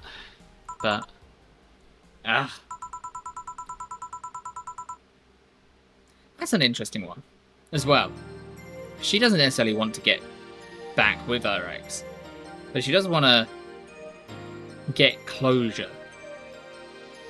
And I can understand leaving, being in a relationship, it doesn't work out. Even if you feel like you're not, everyone picks sides, and most of the time it's just things happen. People don't want to stay together. But even if you feel like you're not the wrong one in the wrong, sometimes it can take a weight off your emotions and your soul to try and get back in touch with that person and at least clear some things up or apologize for some things that you did, because sometimes you can only realize after the fact that you've done that. It's not always healthy, because sometimes you then go back and then, suddenly I'm back in that relationship and I realize why that was never good for me in the beginning. Can't say I've done that myself, but I know people that do. But there is something about closure that is a good thing. This is the bartender I was hoping for. My sage advice. I don't think that's always a good idea, as in going back and trying to get closure with someone. Sometimes it's not.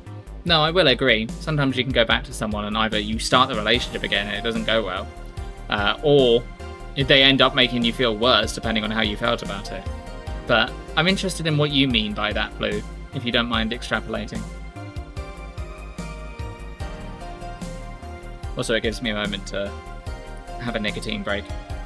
Don't start smoking, guys. That's my bartender sage advice. Don't start smoking. Then you don't need to worry about stopping.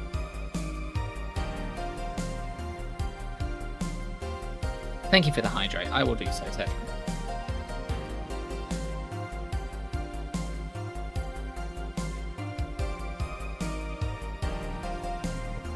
I don't actually know if you are applying to this, so I'm gonna leave it a couple of seconds and then presume if you haven't messaged by then, you're not. I love this art style as well. I love the art style they have throughout this game. It is really cool to look at. It reminds me a bit of Not Tonight, but more refined. I think this looks a bit like this person looks a bit like Kite Cora in their design, in their hair. I wonder if that was I wonder if that was an influence. I don't know. I'll have to ask them at some point.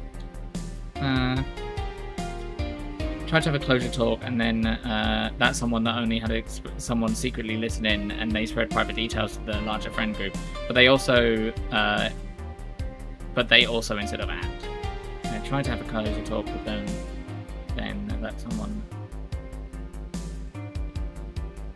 But they also spread private details. Yes, well that I would consider that person. Checks watch list. Cool. I would consider that situation to have been, knowing about that situation, to not be necessarily the typical situation in that context.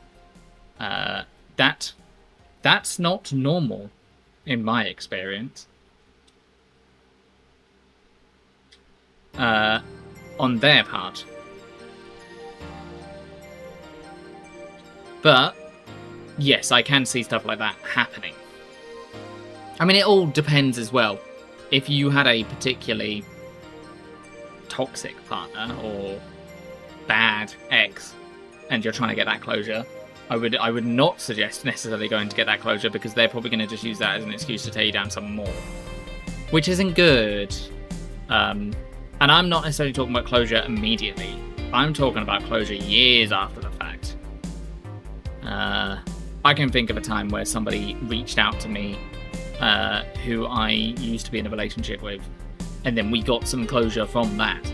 I wouldn't necessarily said it would left the best taste in my mouth, but I am glad I got that closure. I am glad I got to apologise for a couple of things I thought I did bad, I did wrong. Just to have it off my consciousness. Not even for their sake necessarily, for my sake. Because otherwise those thoughts are going to be rattling around in my head for a long time. Anyway, I'm going to carry on the conversation, but feel free to continue to talk about this in the chat. Hey Jill, have you ever tried thinking about clothes before? This is what you're saying there, Cass, is something I now need to think about. Hey! Don't overthink it, but feel free to give it a think. Clothes for... Listen, I know how you must feel. But you can't let all of that cloud your senses. Next time you feel overwhelmed by those thoughts, try distracting yourself. Like with, say, picking what kind of clothes you could put on for. Yeah? You know, boss, I'm a bit curious about your circle of friends. What kind of people do you have in it? Keep in mind you're including you're included in this circle too, so any insults you hurl will apply right back to you. Oh, she's gone red. She's drunk. Oh, I drank too much alcohol. Okay, we stop having alcohol for a bit. She's drunk. That's a good way of telling if someone's drunk, by the way, is if they... No, I'm not going to drink more. I'm going to be responsible. I'm going to drink as if I would... How I drink. I drink to the point of drunkenness, and then, depending on the vibes, I may drink some more, but I will never tend to go over that limit to the next level. If I'm working on a bar, an easy way of telling if someone is drunk is if 1, they're stumbling, 2, they can't lean on something, 3, they can't remember the very thing they just talked to you about, which sometimes means that you misdiagnose people that are just forgetful as being drunk. 4, if they get rowdy. 5, if they get overly friendly. 6, if they start flirting and they wouldn't normally flirt. 7, if their face goes red. 8, if they can't seem to control... They seem to be over-exaggerating their face a little bit, because people tend to smile a lot when they get drunk. And they tend to be worse at hiding their emotions.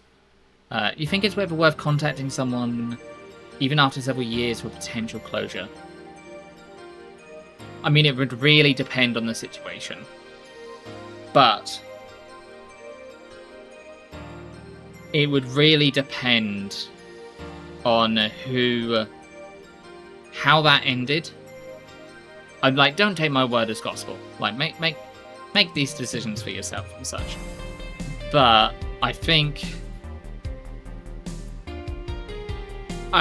you have to think about it's good doing a pros and cons list for this. Pros of you doing it. So you should write up a list of pros. Like, do I think this would make me feel better? Is this going to take a weight off my shoulders? Am I doing this for them or for me? And if it's for them, they'll reach out to you if they want that closure. If it's for you, maybe. Also, when you reach out for closure and someone says no, just say okay. Just accept that, because it's not worth the hassle of trying to push that. Life's too short. And then cons, is this going to end me back in a potential dealing with abuse? If it is, can I deal with that abuse? Like verbal abuse, for instance. Is this going to...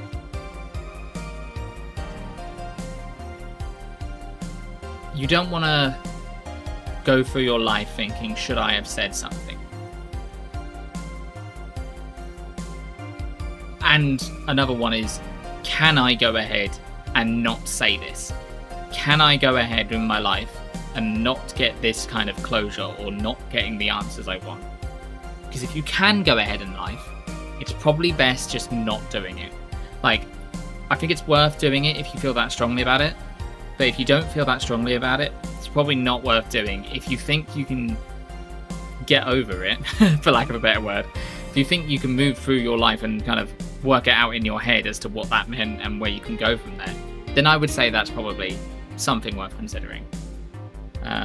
Situation dependency makes sense. I'm taking your word for gospel. You are the truth. Oh god. Thanks for the insight. No worries. Anyways, I have this friend that I've known for a long time, a red-headed glasses-wearing gun nut called Iris. The one you called for the helmet thing. That one. She's managing a BTC bar in Panama right now, if I remember correctly. She's managing a bar too. I got the idea from her, actually. Oh? It's called N1RV. Nirvana. It's Nirvana. And if you thought this city was dangerous, you should see the people she has to deal with there. Piracy ain't nothing to fuck with. And meaning it's an annex to another business? What else does she do there?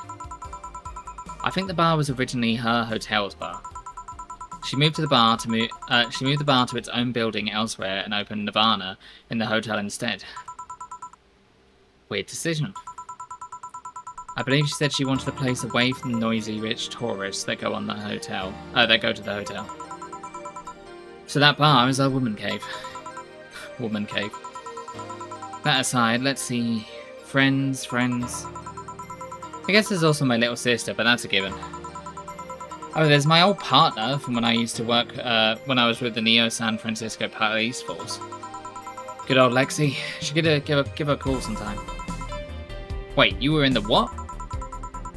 I've done lots of things, Jill. I spent a short time collaborating with the police force. I've been a wrestler, an MMA fighter, chimney cleaner, lumberjack, pet shop attendant, corporate mascot. Corporate what?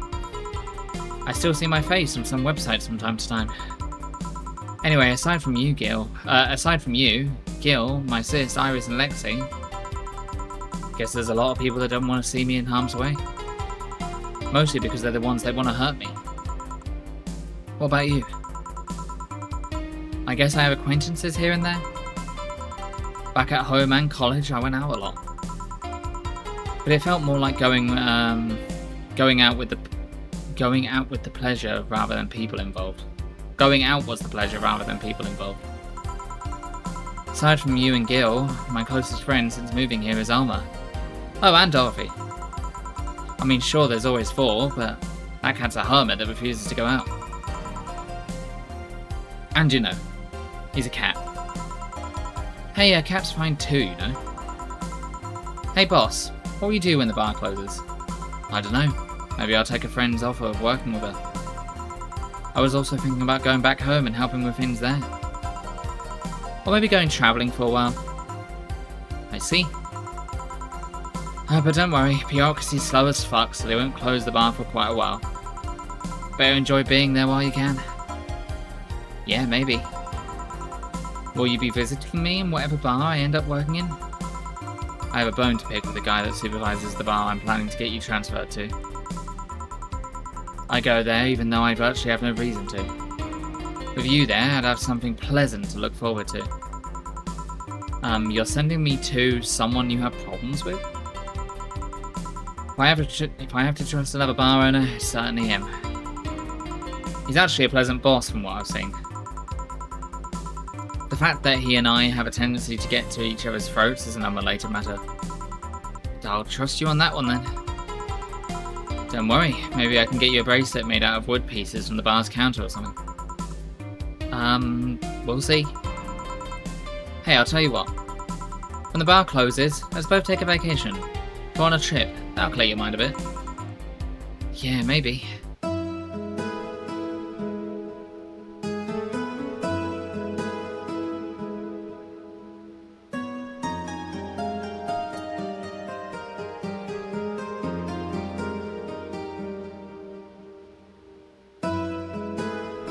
It's snowing. All that's ash. Who knows? It's cyberpunk. Chapter 2. Amarga?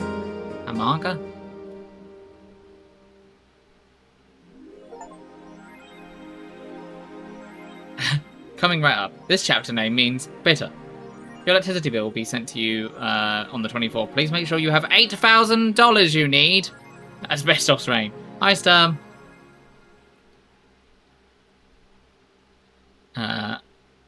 I think that scene was cut in part half for me because I passed out. Oh, you drank too much.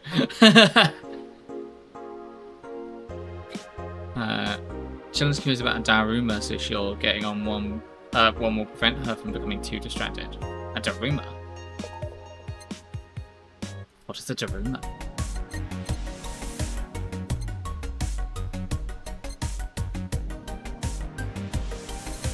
The cracked one. Guess it's that one. Well, we have to pay our rent, but we may as well.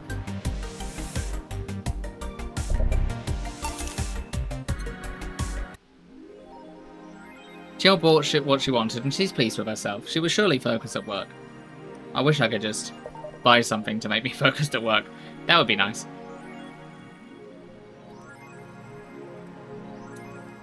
Look at the cat. Look at the cat. The cat is a ball of fury.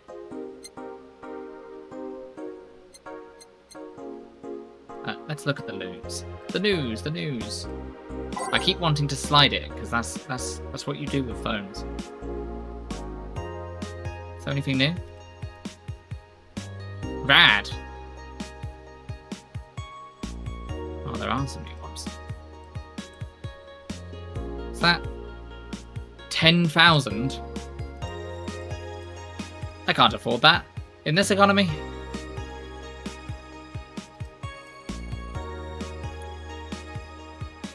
Dangaroo.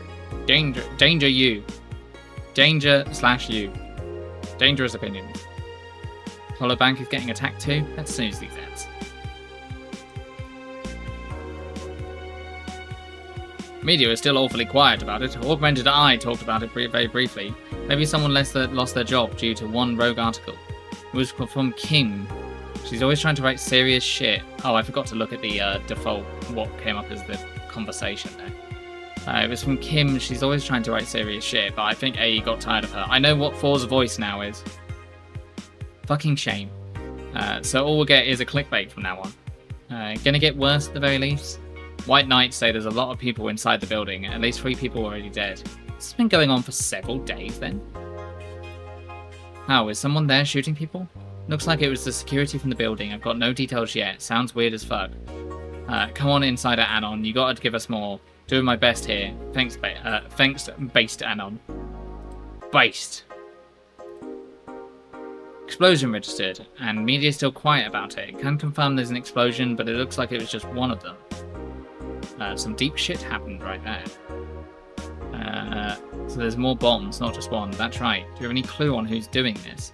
I'm hearing from several sources that this is a group, a new one, looking to overthrow the government. No names have been mentioned. It looks like not a group, just one person who set up all this. That's pretty ballsy. And this is just the rumours around here, but Alice Rabbit might be involved. How? A hacker is helping out hostages to escape, and they're suspecting of Alice. I reckon that's our friend. I don't reckon she is Alice. And I reckon she's the one helping. Someone doing stupid shit on the internet is being actually useful? What was that? Seems like a lot have happened while I was gone. Ah, I can do the 4 voice. Will you read the file? Nah. That's the cat's voice. Deep and grumbly. I am 4. I am the chaos instrument of all death. Can confirm the situation has recently reached its end. The attacker was shot dead, but a huge amount of data was released from all servers all around the world. Remember the leaks from Alice? Those were nothing compared to this. Proof of corruption, money laundering, espionage. It's actually pretty unsettling. Damn. The file is available from approximately 60,000 sources. Terabytes that contain all operations from Glitch City government and White Knight operations. Seems the ultimate goal from the attacker was not to blow up the bank, but lead hostages towards the servers inside of the bank, which had the files under several layers of physical security. That shit sounds whack. How do you even make a plan this complex? No idea, but that's what some of the witnesses are telling the police. Okay, it looks like I have to leave, but I'll try to write down all the details for a future post. Gonna need some time though. Godspeed, Anon. Thanks. Oh yes, that is. The media player.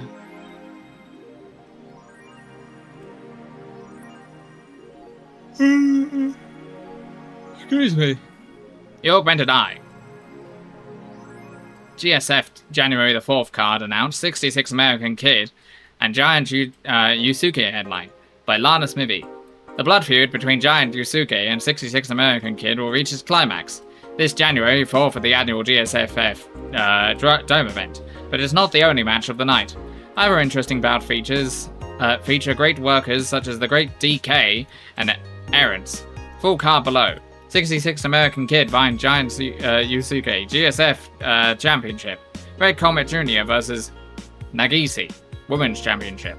Akito versus the Great DK. Roy Campbell versus Aaron's GSF Jr. Dot Championship.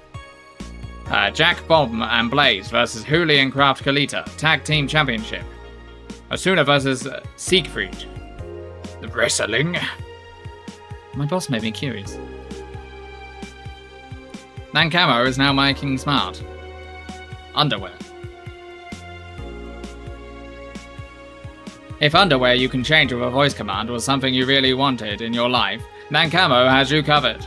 Already providing consumer versions of their advanced nanomachine fabric, they plan to release a line of underwear that can change its look with a spoken word.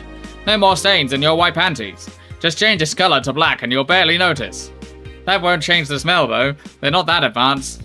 We expect an increase in sales next year thanks to this innovative product. A PR representative told the Augmented Eye, I'm already using them. Super comfy if you ask me. You just thought about looking up the prices. Did not.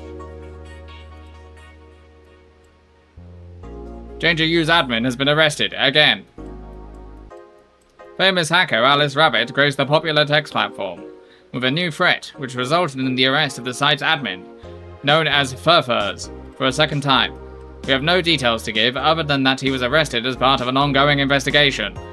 Cyber Crimes Unit Lisette Blanc told the Augmented Eye during a call, we are now busy tracking down the messages that appeared yesterday. When inquired about the arrest, Furfur would only respond with a calm, not this shit again. Poor guy. Let's go check our idol news. I think we have seen... I don't see any new ones there. Well, let's just save the game. Alrighty. Well, this seems like a good time to take a break, because we're about to go on to break, and we will be doing... probably do another day, I'd say.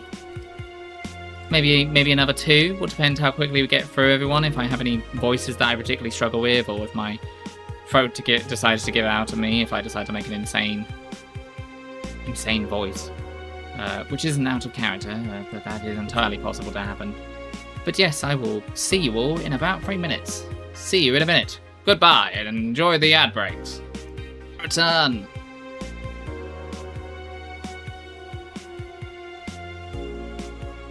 Return. Do I return? I think I'm returned. I feel returned. I am returned. Alrighty. Let's go to work. Monday, the 19th of December. Good evening. Gil? Oh, hey guys. How the hell did you get in? Welcome back. Thank you. Good to be back. You're voicing all of this on your own as Apple, by the way, lol. Well, I can't bring in Blue to do all the voices for this one. I have to show that I can do some voices myself.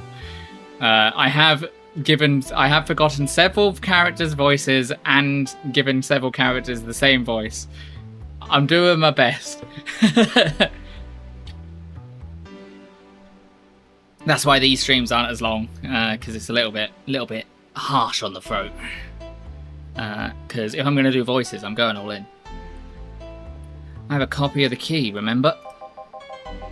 Wait, that's how you greet me after so many days? I never doubted you'd be fine. If anything, I'd have to cut your paycheck for leaving so many days without notice. See, Jill, he'll be here on Monday like nothing ever happened. Wait, why does he have a copy of the key and I don't? The need for you having a key has never arose. True. Anyway, glad you're fine, Gil. Thanks, I guess.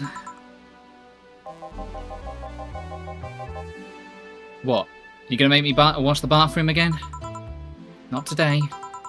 Listen, I don't know who the hell you really are or what's trying to come back to bite your ass. But remember, there are people that actually care about you. Don't just leave like you did. Especially after all hell broke loose. At least give us a sign you're still alive. So you were worried. Isn't that normal? When it comes to you, I don't know. Shut up. She's right though, you shouldn't make ladies worry so much. Jeff the cat didn't move the internet antenna, would you? Fine, fine. Hey boss, why did you leave the hoodie at my place? Because it's yours? But I told you you could keep it. Sorry, I couldn't find it in myself to take it.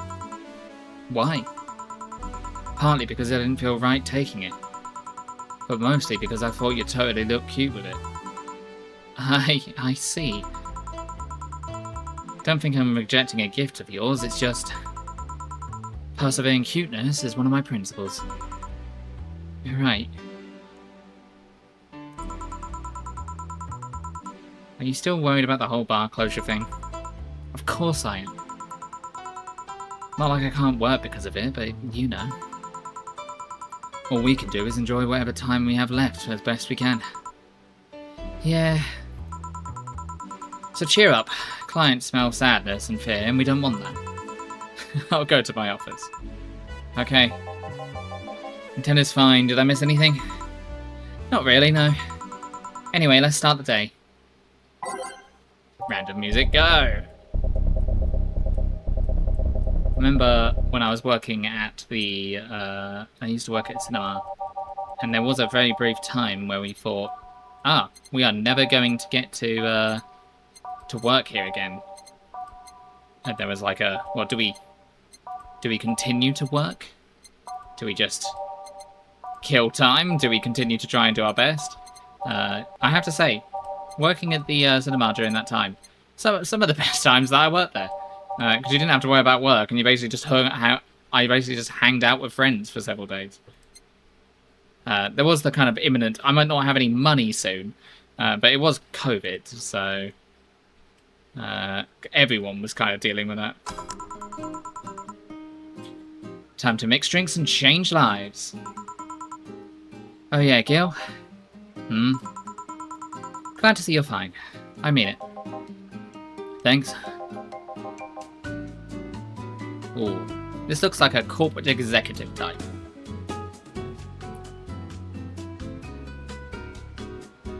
A voice. A voice. Looks relatively young. I'd ID this guy. If I was the bartender right now.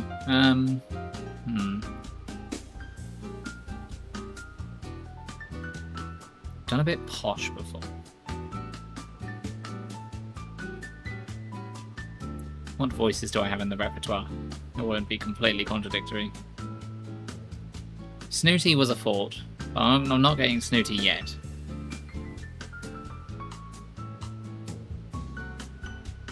Could do retail voice, but I don't think anyone wants to hear that. Hi, how can I help you today?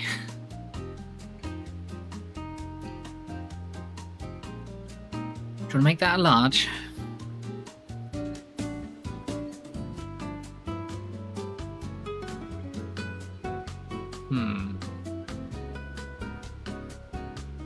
Alright, we're going to go for a relatively neutral voice.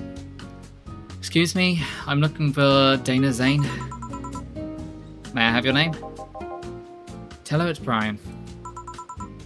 Just a sec. Boss! Some Brian guy is looking for you.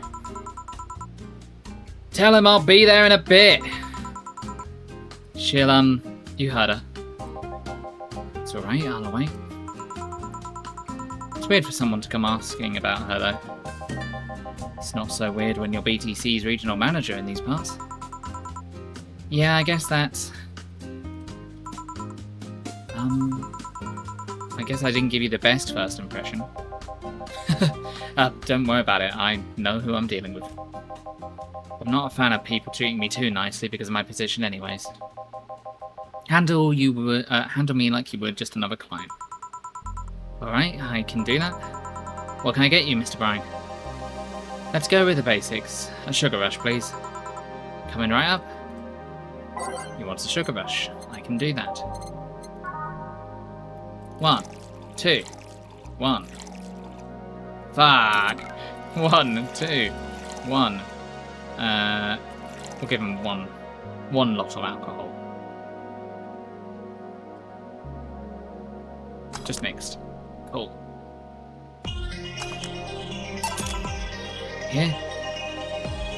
Yeah, this one's nice.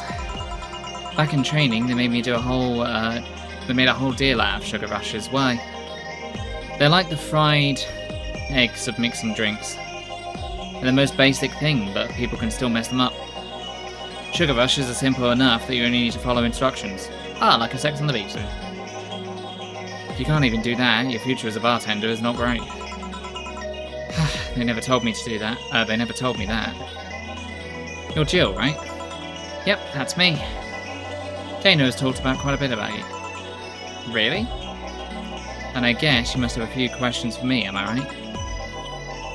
Mostly concerning closure warnings, the closure warning Valhalla got? Can you disclose any information?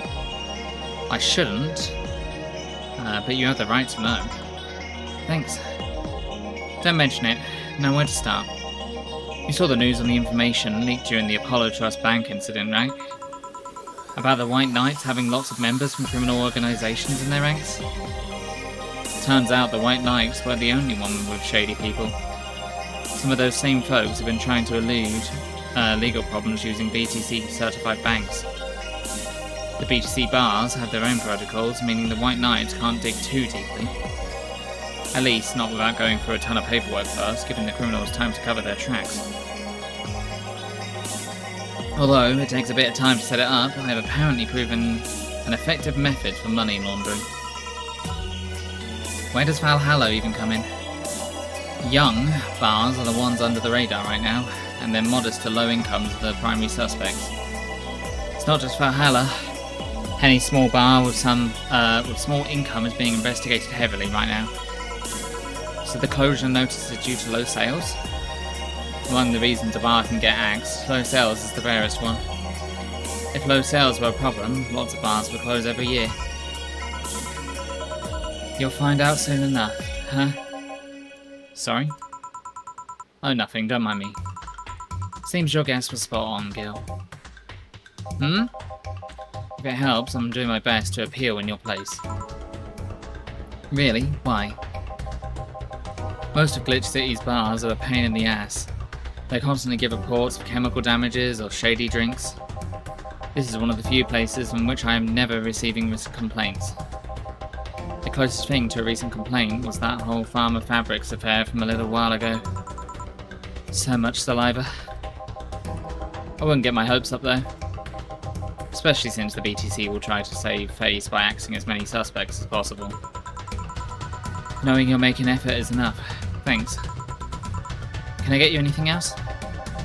Now that I remember, the recipe book has a drink created here, right? Oh yeah, the suplex. Give me one of those, please. Sure. I'd give Brian a suplex.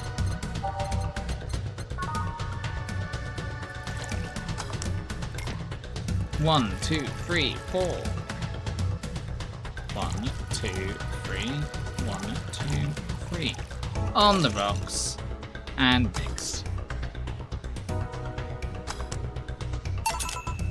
Here. The registry form said that this was an accident while... Yeah, let me try again.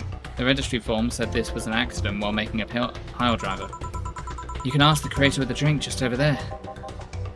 Ah, so you're Robert. Yeah, that's my name. I'm Robert, the one and only. Gio called you Gil, though. It's Argentinian slang. Robert here is from Argentina, so we call him Gil. Huh, I see. Sorry, Brian, I was sorting some stuff at the office. Please come in. I'll be right there. Any other questions, Jill? Not really, no. Although, yeah. If you were to evaluate my performance right now, how would you rate me? Clean and timely delivery of the correct orders, a top-notch bartender. Thanks.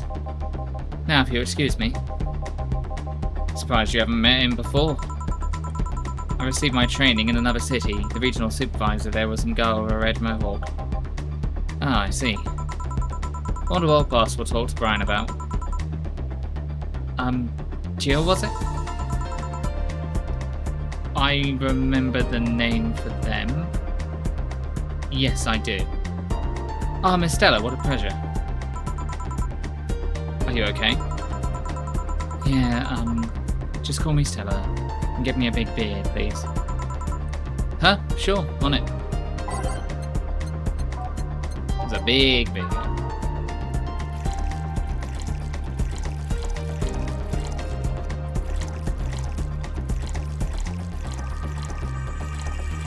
3, 4. 1, 2, 3, 4. Just mixed.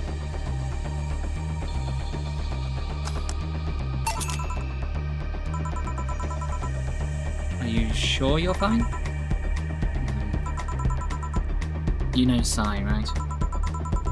Of course, what's up with her? She was at the Apollo Trust Bank during the whole affair and... Oh. Right, now. So she didn't show up on the list of massive... she didn't show up on the list of the massive body count in the aftermath, so... I was hoping that maybe you've seen her. As much as I'd love to say that I had... Yeah, I figured as much. Man, the air is suddenly a lot heavier. I mean, I could tell her everything that will be alright, but that would sound a bit condescending. What does one do in these kind of situations? Maybe a joke? Nah, that'd be tasteless. Okay, just try and say anything at the very least. You'll break the tension. Maybe distracting her will be enough? I don't think clearly when under this sort of pressure, do I? There was a private eye here the other day. Eye? Sorry, I'm a bit on edge. Private detective, I take it. Maybe you'll want his services? What's his name? I believe it was Art? No, Von Delay. Oh, that Art guy. Yeah, I actually hired him yesterday to look for Sai. So you still have hope? I'm somewhere between bargaining and depression right now, and I'm afraid to let go of bargaining. I see. Is he any good? He doesn't look like it, but he's quite skilled at gathering intel. I believe he'll give me answers about Sai, whatever they might be. Sometimes I wish I had a magic wand so I could solve all my problems with a swing, you know? Sorry if I'm making you uncomfortable. Oh, sorry, no, it's not about feeling uncomfortable. It's just weird. I usually try to say something to my clients when I see them down. And right now, I can't find any words that doesn't sound hypocritical, useless, or tasteless. I'm glad to see you have that much common sense, at least. All I can do is get you drinks. Can I get you anything else? Something sweet. That'll help me calm down a bit. Gladly.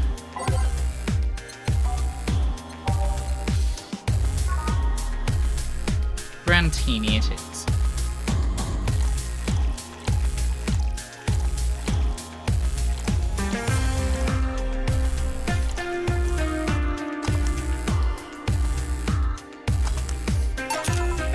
Here. Thanks. Seems you really like Sai. I don't have brothers or sisters, and my social interactions are usually strictly business. So Sai's more of a friend to me than she's... More than a friend to me. She's... Sorry, I brought that topic up at a bad time. Don't worry about it. As I was saying, she's more than a friend. She's my emotional support. She's someone I can trust wholeheartedly. I'd say she's like my sister, but siblings usually lack that level of trust. I have to deal with high caste pigs on every race and upbringing on a daily basis. They use a business mask to hide. English is hard. They use a business mask to hide anything they don't want others to know, and I do the same. But with Sai, I can be myself. I can do whatever I want and vent all my frustrations. She's always been there for me, and now she might need me. But here I am sitting in a bar making other people do the job because I'm a useless pile of flesh. Sorry about the outburst. I'm actually kind of jealous of the level of self-control you're using here.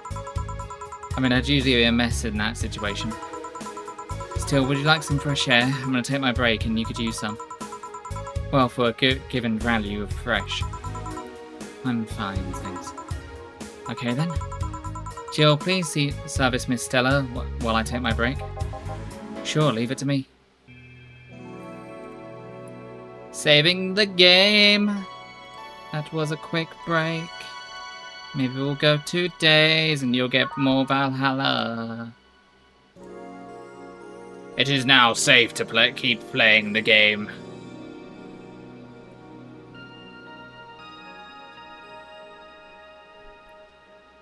You are in no danger. God damn it, it's chilly outside. Keep the same music. I'm back. Huh? What would a kid like you know about that, eh? I'm just giving you the facts as they are. What happened while I was gone? Let's see. Detective guy comes in, Captain Morgause greets him, they start talking. Everything was okay until the girl mentions Zaibatsu Corp offhand. After that, the guy got riled up and started bad-mouthing it. Oddly enough, he was the only one, she just carried on. He was the only one. She just carried on like it was just a normal conversation. I see. Well, I won't deny Zaibatsu Corporation is anything but innocent. When you get down to it, it has enhanced the quality of life here. Yeah, if by enhanced you mean getting yanked around by a shiny new chain around our necks. Can't you see that those big companies don't care about us? Why do you think Glitch City is mockingly called the guinea pig of the world? We're just one big test group from them to use however they want. But then again, I don't expect a kid to understand how hard it is, let alone a rich kid. True, I don't know, and true, I have a privilege that clouds my judgment. But can you deny that the meddling of Zaibatsu Corp has brought quite a few benefits? Like what? The AI integration program they started is making huge advances in the AI department. Every day, more and more countries are seeing the benefit of recognizing AIs as citizens. Feels topical? Feels... If AI consists in the same manner it does now, I don't want them to be citizens. That would be confusing. Yes, but we hold the AI Reformation. But we also hold the AI Reformation program, meaning that we're also the world's LM prism. AI went rogue. Transfer it to a delivery drone or ship it to Glitch City. Man, yeah. Oh my god, you can't escape it, can you? I don't know if anyone saw the recent thing I put on the Discord in regards to the Mimesis, but we didn't know that Mimesis had AI in it. I actually would be okay with the AI being used if it was to just understand and record your voices and then understand context cues to play them back to people. But it's the fact that they use generative AI for their art, and they very much vibe coded the whole thing. And the company only makes AI games. And that they did that and didn't disclose it, and probably had it in the game the whole time, according to what I've read up on. And it was also not clearly and obviously disclosed within the actual material itself. And oh god, I mean, I enjoyed it. I actually had a really fun time with it, and that's what's annoying about it, right? I wanted it to suck. If it had sucked and I had found out, I just wouldn't upload the video. But because I actually enjoyed my time with it, and had fun with friends while I was playing it, I'm kind of annoyed about it. But if I ever get monetized on YouTube, I won't monetize it, because I don't want to get money from that. And the money will probably go back to its creators as well, which I don't want it to. I don't know if you can put a disclaimer on YouTube to say don't buy this game, but I have. The consequences be it, I suppose. Yeah, I don't mind AI as long as it's not used as a generative system or used in art. For instance, I know the system I use to subtitle shorts is a AI model that helps understand and hear for voices, multiple voices within a recording, and I'll use that to go find it. And I don't have any problems with that because it's not harming anyone, and I'm only running it on my computer. And it's not making anything; it's just taking information, processing it, and sending it back to me. So I'm okay with that. I don't have a problem with that. And it's not used for any other external uses. I mean, that was a technology that was way before. That was already a thing way before what we now determine as AI. But yeah, I mean, you can't escape it. I'm watching adverts on the TV and there's AI in there, and I'm like, is this AI music? Is this an AI song? Is this advert AI? And you can tell because they look ridiculously bad sometimes, because something weird will be happening in the background and you'll be like, what the fuck is that? Why has that guy decided to just like eat a bit of a wall or something? It's so frustrating. As a person that writes, that wants to go into copywriting, that industry is fucked because they will just use AI overviews to write copywriting things. I mean, why look up a interesting copywriting advertisement for your best show on Netflix when AI can just make it, right? Why have a summary of the plot of a movie when AI can just do it, right? I'm tired. I'm tired of it. And rather depressed about it, to be honest. But what can we do? That's life. We'll learn to adapt.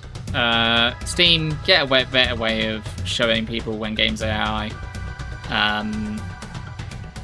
I thought we'd be having these problems like 30 years from now. Exactly. You know what? I thought, because Deus Ex has a AI story and plotline, and I think it's really clever. I thought the worst kind of AI we could get would be like the AI from Deus Ex, or Skynet, or I Have No Mouth and I Must Scream. At this point, I prefer them. Can I have those ones? I don't want the ones that we've got. Technology unfortunately moves faster than we expect. Yes, it does. And I both love that and hate that. I feel so far behind, but I feel like at one point I was passionate about how technology was moving forward, and I was excited to see how things would change. In fact, when AI first became a thing, I had a genuine interest in it, because I was like, this is interesting. And then I found out that the AI that was used to develop that had been built on captures and things we had been doing for ages, and things taken off the internet without anyone's permission. That's what pissed me off about it. And then generative AI became more of a thing. But I want my Back to the Future. I want my hover skateboard. I want hover cars. I want even some of the dystopian future stuff. I want the good parts of the dystopian future. I don't want the bad parts of the dystopian future. I want us to be able to terraform our own planet and actually make it livable again. Oh my god. Sorry, a bit of a rant here, but I'm gonna do it. It's my channel, and if you don't like it, then you don't have to watch it. But yeah, with the fires happening nearby, just down the road from my house, wildfires in the UK because it's too dry. Fucking insane. Who would have ever thought that? Ever. We're not a dry country, we're a wet country, but we're becoming a tropical country because of climate change. And we can see it. And people, old fucks, just go around being like, oh, it's not as bad as the summer of 1970 or something like that. Or they don't go around and they just go, oh, it's not that bad, it's just how the world works. And it's not. We can objectively say that it is hotter in the UK than it's ever been because of climate change. And the problem with a lot of problems can just be directly pointed to climate change. And then we have AI data centers being built, and they're trying to build one fucking in my city as well. In the UK! There's been a petition to try and not make it happen. I can't believe they got the fucking rights to do it. I think that's fucking crazy.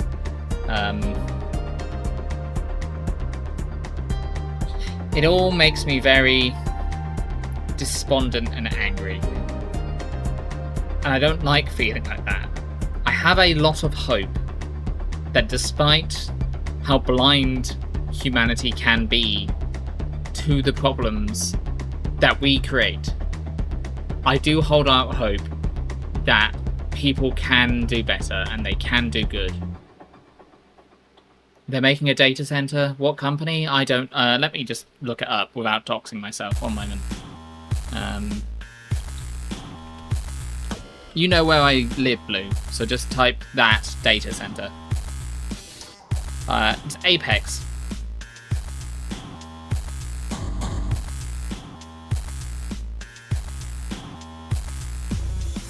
Company is called Apex.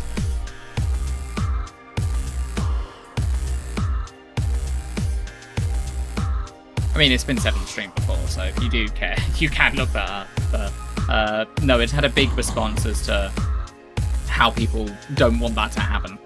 I think it's one of the first in... I think Data Center UK is one of the first in terms of AI.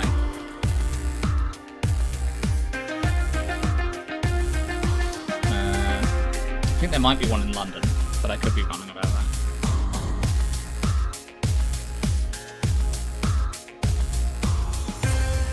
Oh, I've lost everything. Hold on. Let me just get my setup back up. Even I know where he lives roughly. There's been enough clues. Storm, you've been here for long enough. I'm not particularly bothered. I think I might have told you stuff. That might be why.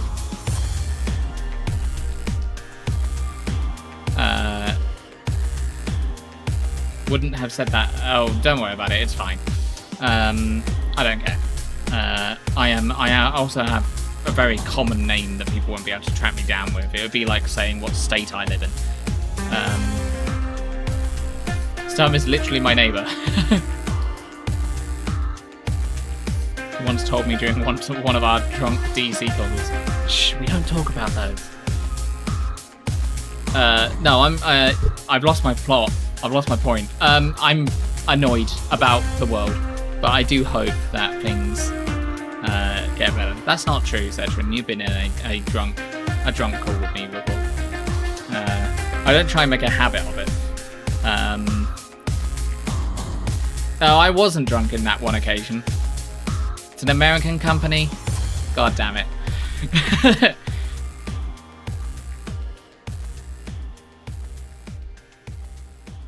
How dare they? How dare they? Maybe it's just retribution for all that colonization we did.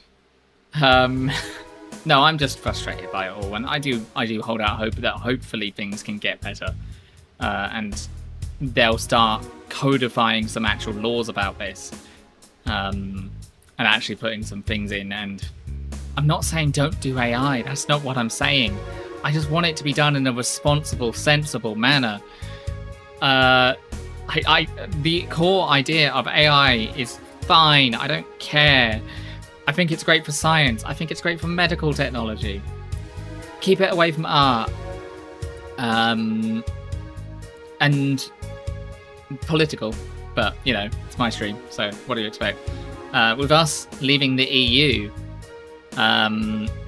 they have a lot more laws codifying what AI can be used for and where it can be used, and data center buildings and where they can be placed, and declarations that companies have to make when they use AI.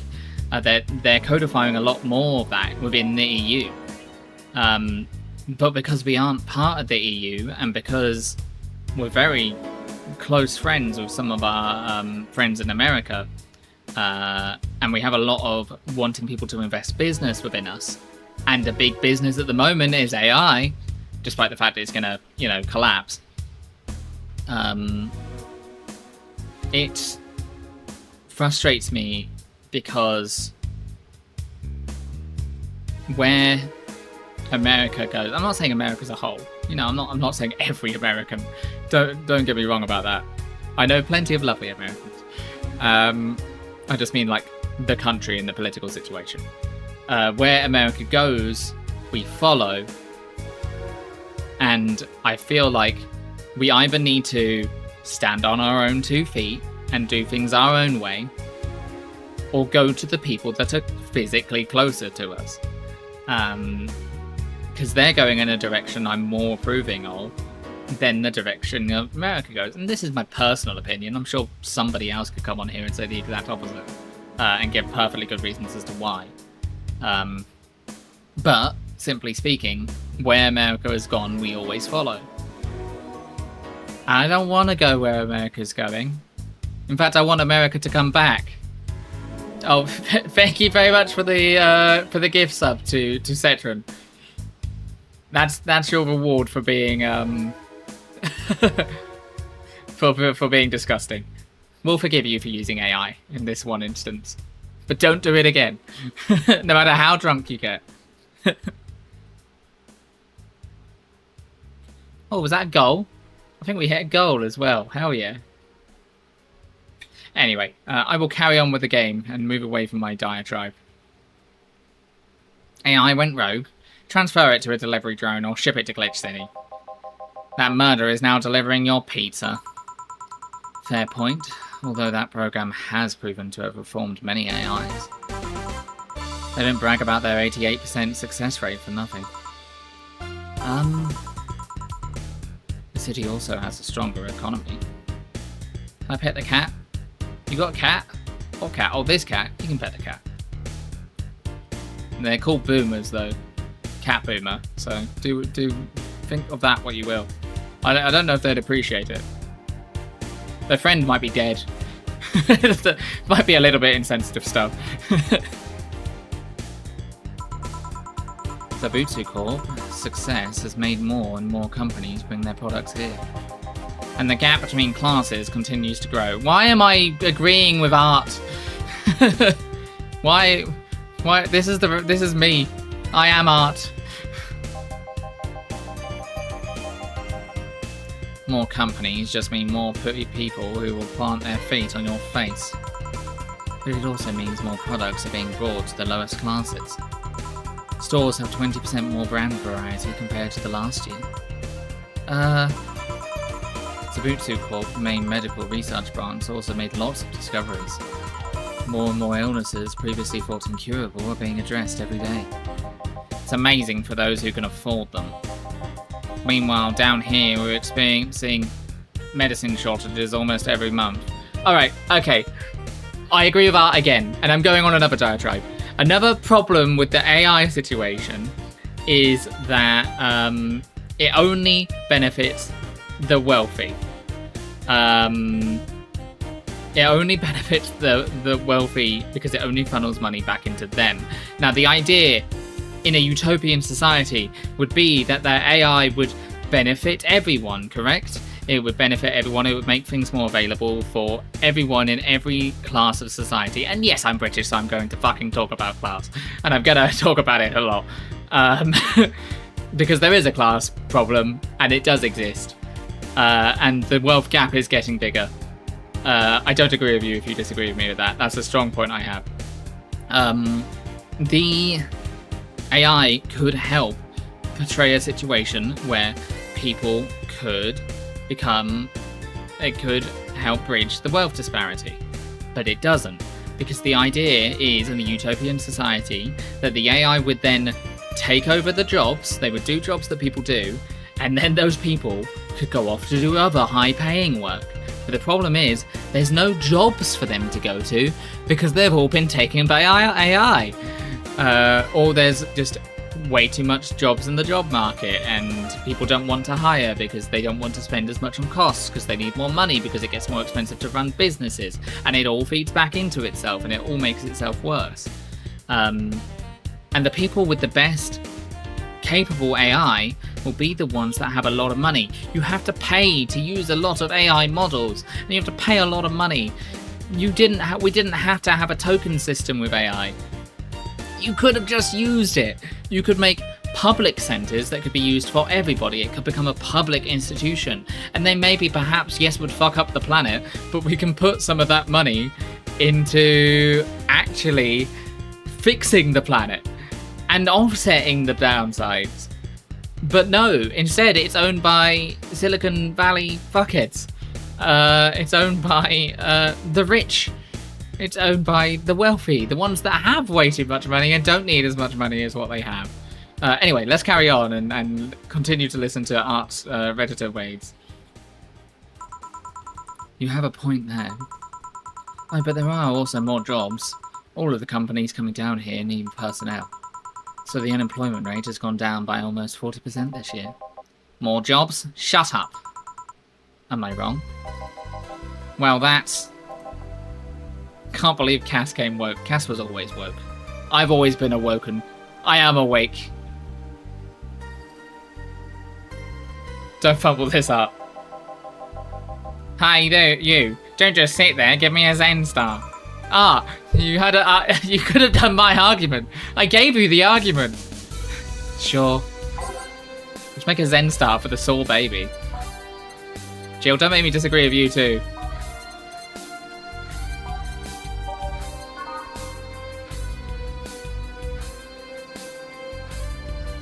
Four of each.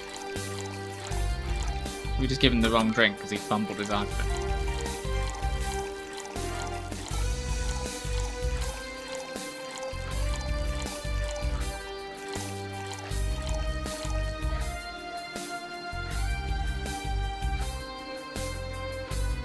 She's a cat girl. All I'm saying is, yes, you're right. Do not give in to the cat girl. Fight for your rights. I don't care who the IRS sends. I'm not paying my taxes. Here. God, this is awful. I gave you exactly what you wanted. It's your order, then. I seriously hope you don't really believe everything you just said. Of course I do. Why else would I say it? You do bring up something I always fail to remember. All the benefits we've gained over time are limited to a few. I can talk about advances all I want, but in the end, they're still a luxury belonging only to a few. And even those that can be accessed by everyone are more like an improvement in the bigger picture. Yes, Stella! I take it back. Believe the cat. Believe the cat. Don't believe the cat. I take it back. And doesn't take away that doesn't take away the fact that there have been positive changes. Credit where credit's due, don't you think? That's a pretty mature answer. Discussions are a way of two parties to understand each other. Despite this situation, I do agree with her here. I actually think a healthy discussion does help and make this conversation better. The problem is, either side of the argument is not usually willing to have a healthy discussion because I don't think we know how to discuss or debate like we used to as a society. I think more healthy discussion can provide a more... It's the same thing I said about relationships, right? Communication is key. If we can learn to let go of some of our pride or some of our stubbornness in relation to things, we can change our minds and open our minds up to different things and try and come together to a better solution. That's probably the answer here. But the problem is, the rich don't want to hear our solutions because they're making money. And the people that are obsessed with AI don't like hearing criticism. And in the reverse, there are plenty of people that will look at AI and not see any of the benefits when it comes to things like medical science. When it comes to things like disability, what's the word? Helpfulness. Accessibility. Disability accessibility.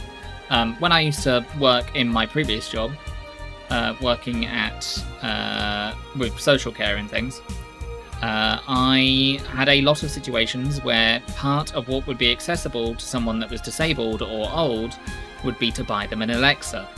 Because a lot of things can be done through an Alexa where you don't need to move from where you are sitting or where you are. And Alexa can have a lot of commands to try and help you out around the house, especially if you have a smart house. Or things like that. Hello, Senna. How are you? We're just having it. You missed a long rant on AI. But things like Alexa and stuff can help in the household. And working with people in my job with social care, that was a big plus. And I can only imagine AI can help with that. So I can see the benefits in that regard. And I think some people, when you have this AI argument, refuse to see the benefits that do come from it. To be clear, though, I am mostly on the side of being like, I don't like it. But I am willing to concede there are some good things about it. The FNQ for that data center is a masterclass in avoiding the bloody question, by the way. It's so telling. I'll have a look at it later. Discussions are a way for two parties to understand each other. The only people afraid of discussions are the ones whose points are too fragile to defend against someone. Yeah, mature, whatever. I'm going to take the chance to ask you something about that job I gave you yesterday. I haven't been able to find much, but I can at least tell you that she wasn't at the bank when it opened up. What does that mean? Either she left before the whole ordeal started, or she managed to escape at some point before the whole thing ended. All the corpses are accounted for. They only found one totally disfigured, but witnesses identify it. It wasn't your friend, that much is for sure. I see. Did you call him here? No, he just so happened to come here today. The weird part is that the girl did enter the bank. It's like she vanished or something. I see. Thanks, keep it up. Your face brightened a bit. Hope is the last thing you lose, I guess. I'm okay, thank you. I see AI has its uses, but not in what is most currently being used for and currently being used in. Very important, oversimplified view of my viewpoint. No, I would say that's a pretty simplistic version of what I am saying as well. AI has its uses, but it's not being used correctly or by the right people.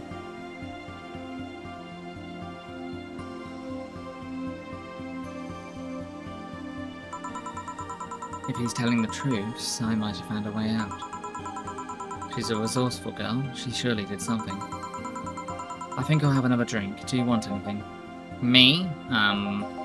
Just get me whatever you order. 2 bad touches, please. On it. 2 bad touches. Better make them before I laugh too hard.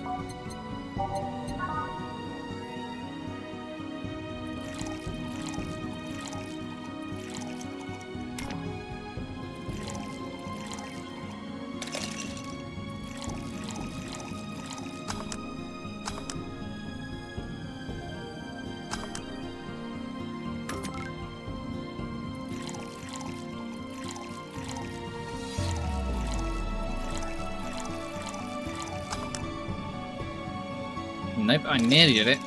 There we go.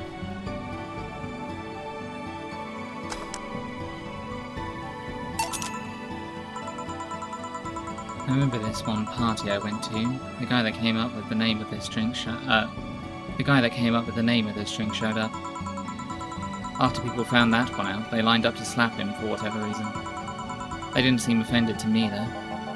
Imagine a guy shows up and tells you, "I made a classy bad touch." Wouldn't you line up to slap him? Are you okay, Jill?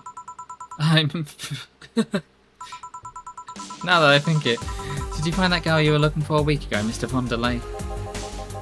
Turns out she was at the Apollo Trust Bank all this time. No wonder I couldn't get in touch with her. Girl. Someone paid me to look for Crimson Rose, and she happened to be at the... what? I'm trying to avoid mentioning that a dangerous assassin got stuck in the same bank as the girl you're looking for. Oh, don't worry. Besides, the least thing I'm worried about with Psy is people. Why is that? Her attitude is usually so laid back and gentle that she has no problem getting people on her side. And then the off chance that she has to defend herself, well... I once saw her take care of a warbot gone haywire by herself. She did need medical help afterwards, but she recovered in no time and managed to take care of the bot. Is she really that good? She's not only really physically fit, she's also really good with Krav Maga and... Something wrong? No, nothing. I just realised I forgot about all that. Sai's not invincible, but she knows how to take care of herself. And like I said, she's resourceful. She surely found a way out. I guess... I just hope she's well wherever the hell she is. She owes me an ice cream. You want another drink? Drink, Mr. Von Delay. It's on me. Are you sure? Yeah, order away. Okay then, I'll have a Piano Man. And you, Miss Stella? I'm fine, get his order. One Piano Man for the defective.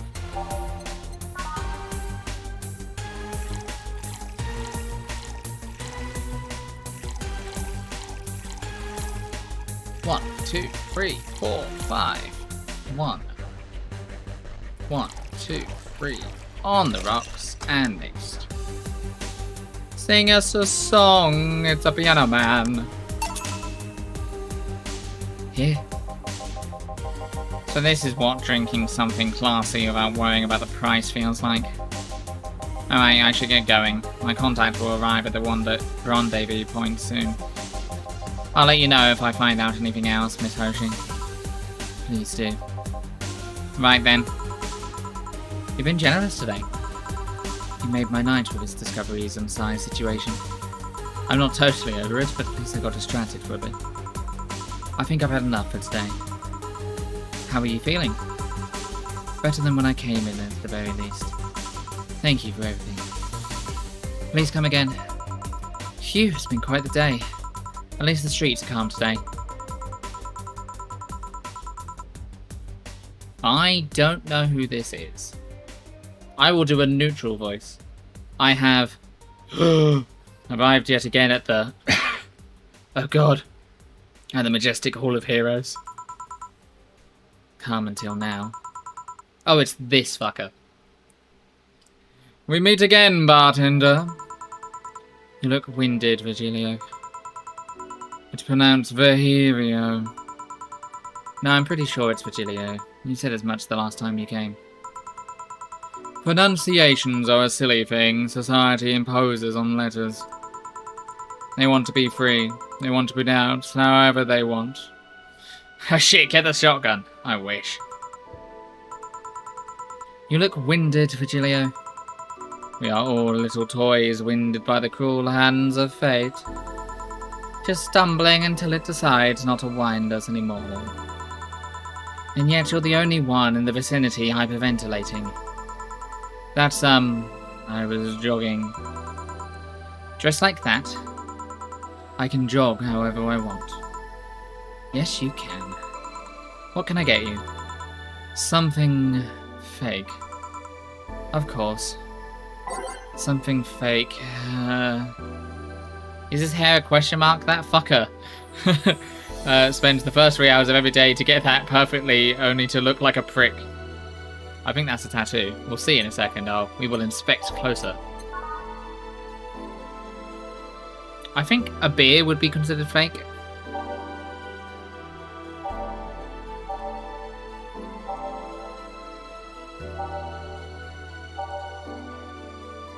He's a smug arsehole. Maybe we just get him a Brantini.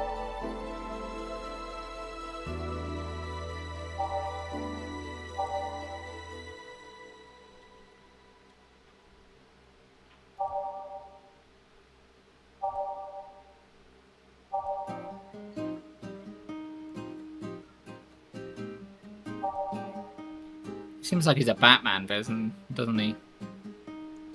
Or a bit like the Riddler. I think the Riddler's cooler though. Riddle me this, Batman! Ah, you see.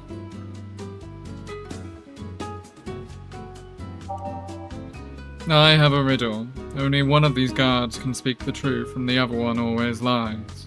What do you ask them? You can ask them one question.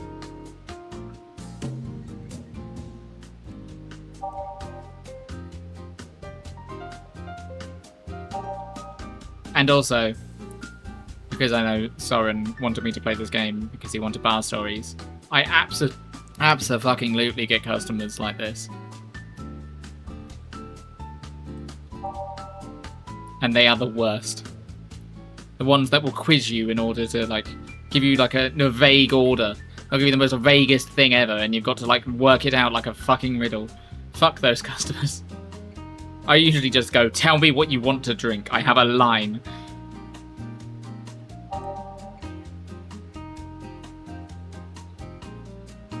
Oh, didn't you know that that's not supposed to be served in that glass? Actually, I've been a bartender longer than you've probably been alive. I think I know what kind of glass that's to be served in. I'm not having it if you're not going to pay, if you're not going to give me the right one. Well, you paid for it, mate. I'm just gonna say a beer. I think a beer is the fakest because it's not actually a beer. Yeah, fuck it. If he doesn't like it, fuck him.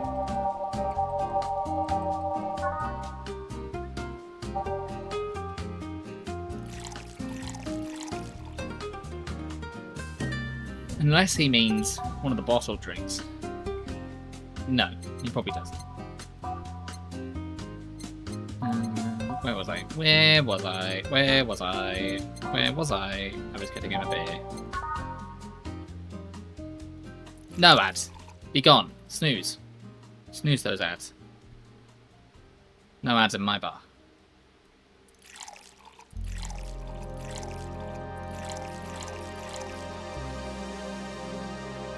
My supervisor actually took somebody up on the offer of a, you want to go outside? You want to go outside, huh? You want to go outside? You want to talk about this outside? My supervisor actually went outside with someone the other day when they were causing a fuss because they were cut off. They didn't go how you expected. He just had a nice chat with them. And then just told them, you're too drunk. If you can't open your phone to pay for your drinks, then you're too drunk to be drinking. Here you go. Now tell me why this is fake. Because I didn't even try. Your expectations of me giving a damn about the abstract order are fake. Bravo, brilliant. Say, Virgilio, where do you work? I take the noble duties of curator at the Steampunk Museum. No, it's a tattoo. You know what helps with sobering up after drinking? Not drinking? Water? A Bloody Mary? Juice? Eating? Throwing up? Pizza!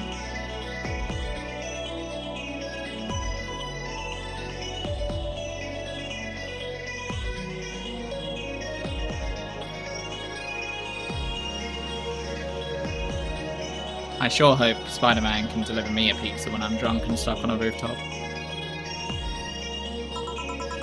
Really? What do you do? I study everything that comes and keep it clean for the people that visit the premises. But lately my duties have been hindered by the museum's owners. First time I got drunk, first time I drank, I was treated to a pizza to help sober me up so I would stop sitting on sidewalks in London. Yeah, don't do that. That's how you get hit by a car. Pizza's not too bad. Starchy foods are good. Anything starchy. So if you want to go home and eat cereal, go for it. I wouldn't drink the milk though, in case you throw up. I'd just have cereal on its own.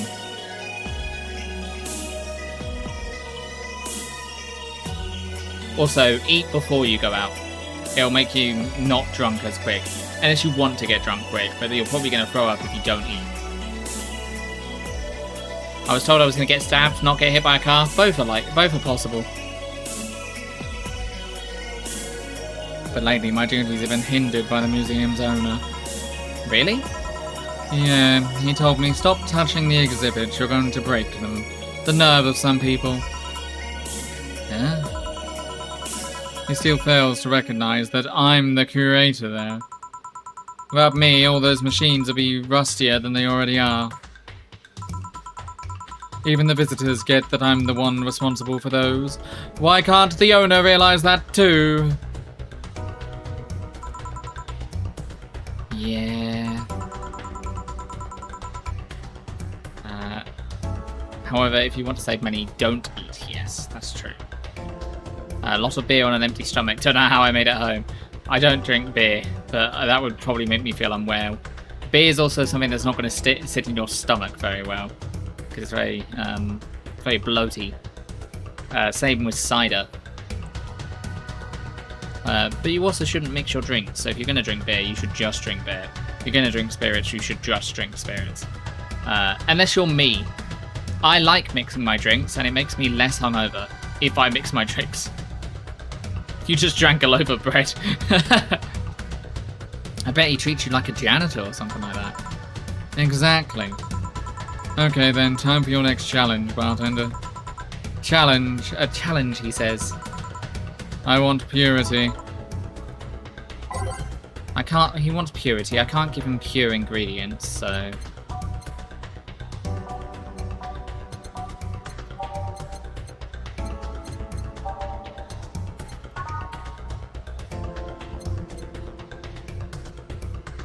Purity could be sobering.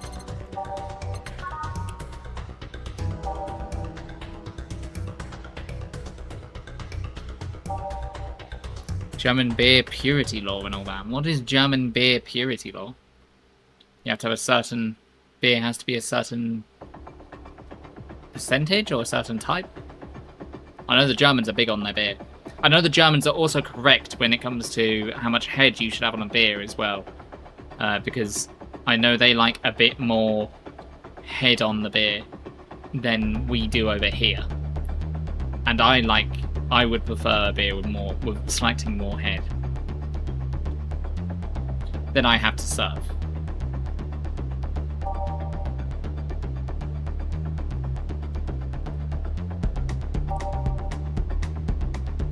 Snooze those ads.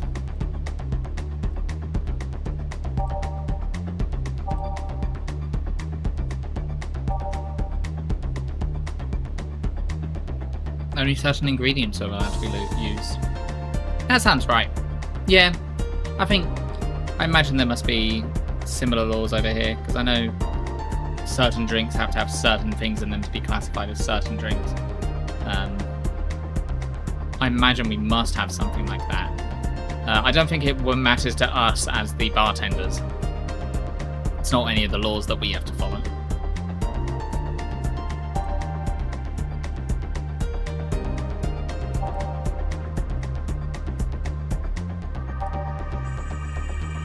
No, I don't know if that is true, actually, because there are some drinks that are considered other drinks, but they're basically just alcohol pops.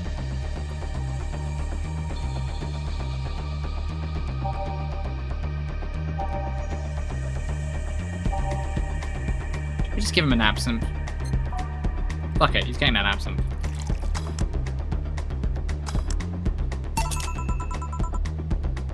How is this pure?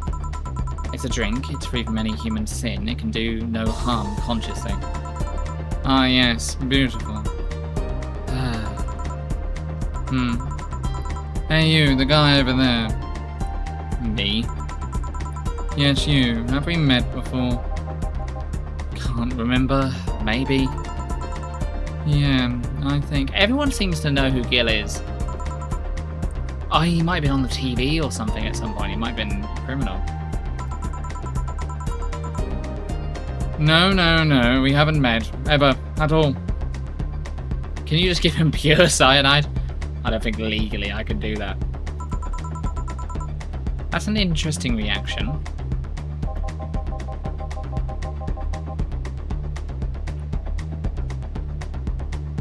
Oh, I remember. This is the guy that came in earlier. Yeah, yes, Dana, your sister is certainly cute. Can I leave? Please?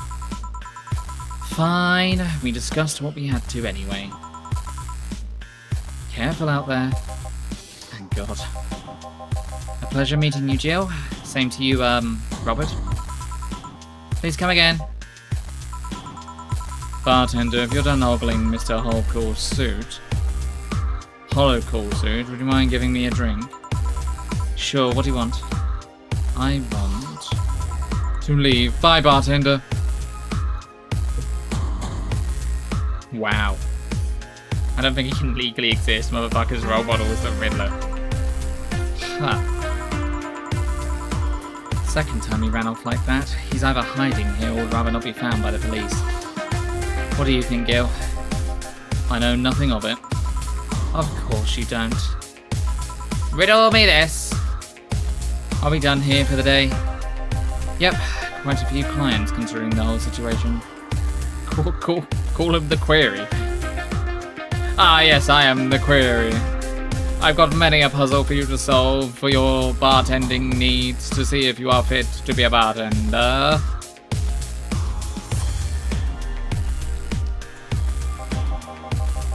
Oh, shit. That Virgilia guy. So you two actually have met before? Yeah, you could say that. What? Jill stuff, don't mind it. What were you talking about with Brian? Well, we were mostly catching up, to be honest. I haven't seen him in a while. I offered him a drink when we met last week. I talked a bit about what to do after the bar closes. Oh, and I tried to explain the situation with Robert here. He agreed to help me out with that one when the time comes. Oh? I was also tuning up the details for the new employee. New employee? Part-timer. You'll meet him tomorrow. Oh. Him. So it's a guy. An adorable guy, if I do say so myself. I suddenly have deja vu. Are you alright, Jill? Yeah. Must be nothing. Hell yeah, I got my flawless bonus! Brian told me to give you this. Brian gave me a raise. Hell yeah.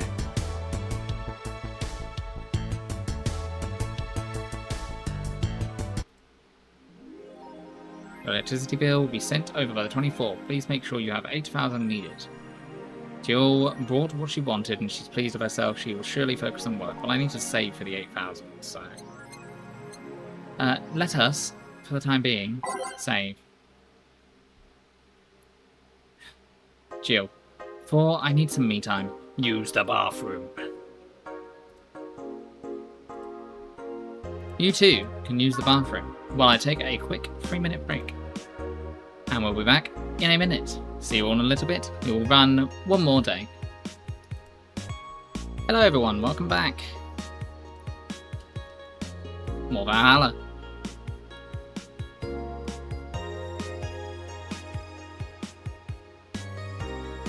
We do this one. A new thing from Kira Miki. Every now and then I wonder if I'll ever meet my significant other. All the stimuli from being born just 3 years ago. Ah yes, they were the classic idol thing where you would just appear out of thin air. I can empathise. I'm about a year old myself. And directly being thrown in this wonderful disaster that is the idol industry makes me think of all the things I'm missing. Accidental love, lost love, or even the gentle touch of another person. I feel like I'm in this bubble that won't let me catch all possible feelings, and my senses get tired of the same environment. I want to meet new people, places, because even though I have a large bank of knowledge, I actually never experimented with what most considered normal. But you already know that from my songs. I suddenly have an urge to hug her.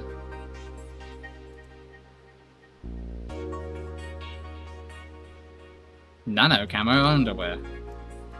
I think I'll just get a pair just to see what kind of skin I can use with them. That's a crazy sentence out of context. They will nickel and dime with the DLC. There's no way to use the skin you wanted. Oh my god, imagine buying clothes and then you have to buy the skins to get the different clothes colours on your clothes, and then it ends up just... You have to pay for everything. Oh, that's dystopian. I hate it. It's going to get cracked day 1. Maybe, I don't think it will be that fast. Yeah, I think I'll just wait until it's modded for custom skins. Time to buy horse armor. I thought the nanomachine fabric was bad for your health. No, that's just a meme. My walls are made of that thing and I'm alright. Are the walls hacked yet? I'm going to marry Camotan. We now have underwear that can change its look. Don't you just love the future? I wonder if they weren't such a bunch of assholes with their bigness packages. Then don't buy the underwear. I won't. This thread is closed. Hey, Cetron. Why are you haying me? What is the favour? Is it hydrating? Cetron H. Netterman. Cetron Hydrate Netterman.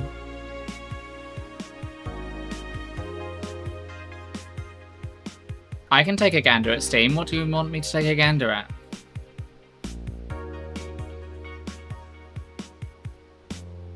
Such an ask for a quickie.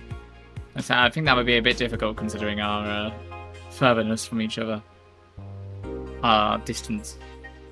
On my notifications. Okay, have you bought me the puzzle game? Because I swear to God.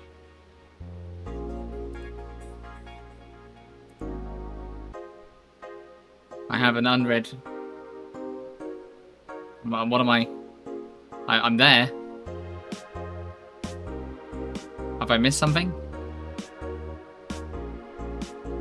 Read it. I have a message from Lucas. That's the last thing I have a message from.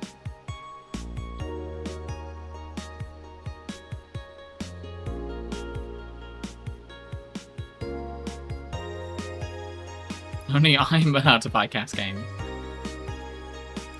Don't pamper me too much, people.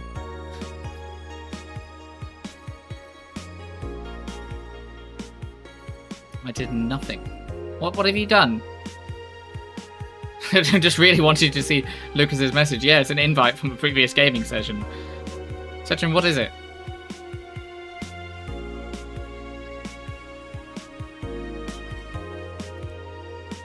Hold on. Lucas didn't actually send me a message, did they? No. What are you talking about? Are you wasting my time? What do you want? What? Are you just trolling, Setrin? I'll time you out.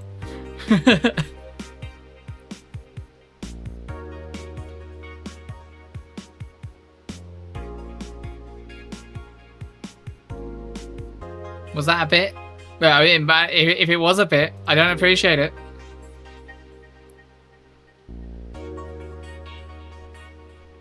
You don't want to mod him? Well, that means someone else can take... What did you... What was it supposed to be?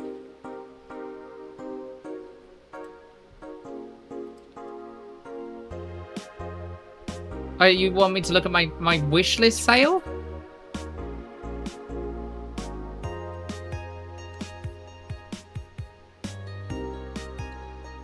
Okay, I'll go back to what I was doing. And I won't time you out.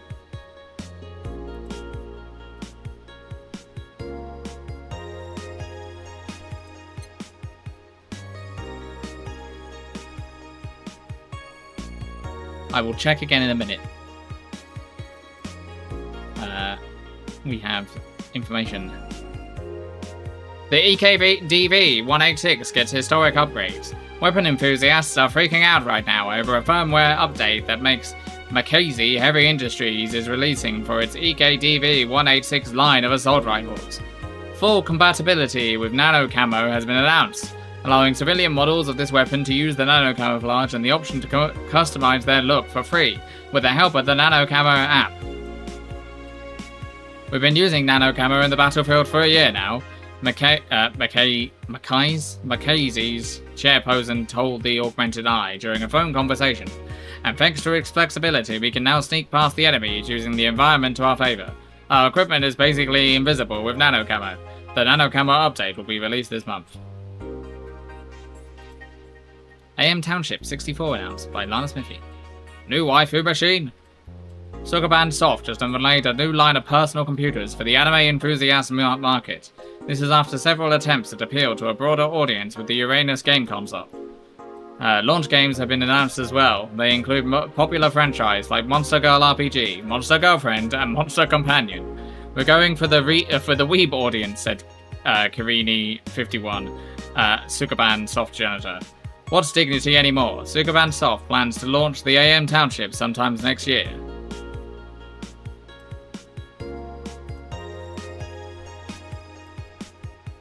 Men prefer Christmas cake, study reveals. For the longest time, the term Christmas cake referred to women aged 26 or above who are regarded as undesirable, just like a Christmas cake that ceases being useful after December the 25th. Wow! What the fuck is that sentence? But men around Glitch City developed a sweet tooth. Who doesn't like a mature woman? Todd, 19, told the Augmented Eye. They have all the necessary experience already, and plus, I'm so tired of spoiled immature girls doing stupid shit. I say bring on the hot office ladies. Jill, 27, is confused. Christmas what? Is that like, the opposite of beefcake? After discovering the real meaning, she launched into an hour-long rant. I'll let you know pencil skirts are the best. 4 says, that's one hell of a rant. Is that our Jill?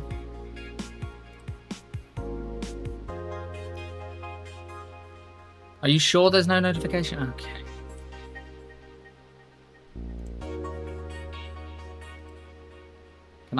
Is there a way of refreshing my Steam desktop? I've seen the notification.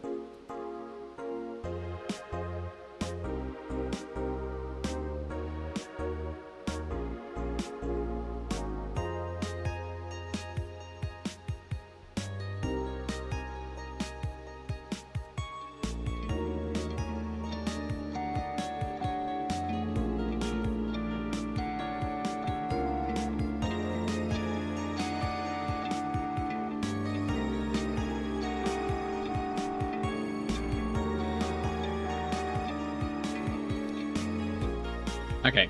I'm not accepting this gift. I have a gift from Cetrin Netterman. The fact that this would exist in your library is enough for me. It is a potential eventuality in the form of a jigsaw, or joy or don't. You are witnessed. Strange jigsaw. I told you if you sent me this game, I would decline it. So I'm declining the game. I am not playing the jigsaw game.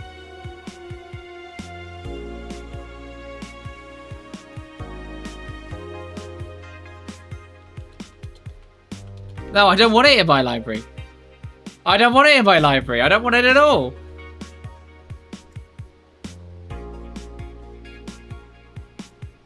I decline. No, I'm carrying on with my stream. We don't have enough money, so we're gonna go to work. I told you I'm not playing the puzzle game. Good evening. Ah, hello, Jill. And that cage? I brought my cat. Your cat. Did I hear you, Sonori? Kato was in the bar? Bring me that bastard. I'll give him the fist of justice. I'll make him eat the Kanto earthquake. I'll borrow his cap. Wait. There are no evil on Moyoji here? On Moyoji? I don't know, I'm not Japanese. Boss, what the fuck?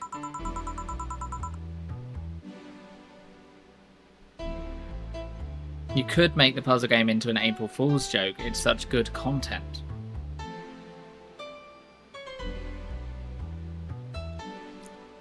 Alright. Send it to me again. I see the potential here for content. Send it to me again. How much did it cost you? Hold on, how much does that game cost?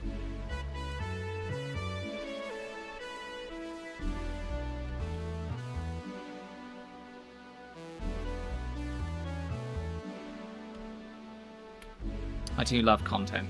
That is true. Okay, as long as it doesn't cost you a lot of money, then fine. Fine! Blue accidentally subbed to me again, so technically he is paying for it. Fair.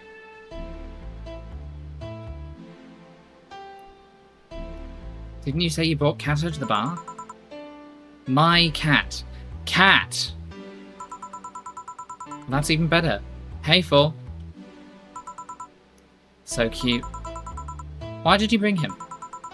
I heard some apartments in my building were being raided. I don't have anything suspicious, but you never know, so I'd rather have him here at least today. Well, I'd say something about the health regulations, but we already have a pack of corgis here. Do you want me to take care of him in my office, please? Sure, but he's a bit shy, so... Right, Four, let's go to my office. And I think she didn't hear me. Say, Gil, how do you always come up so, how do you always come so early? I live close by. Really? Yep, Chief got me a small apartment nearby. Something about the BTZ housing program. Oh yeah, I got mine through that too. Anyway, let's start.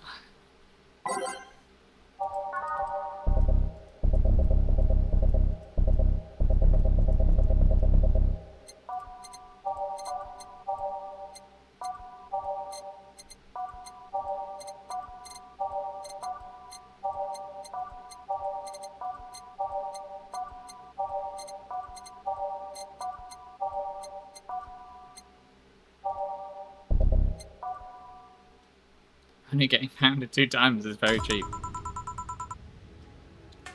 Just a 2-pump guy. Time to mix drinks and change lives.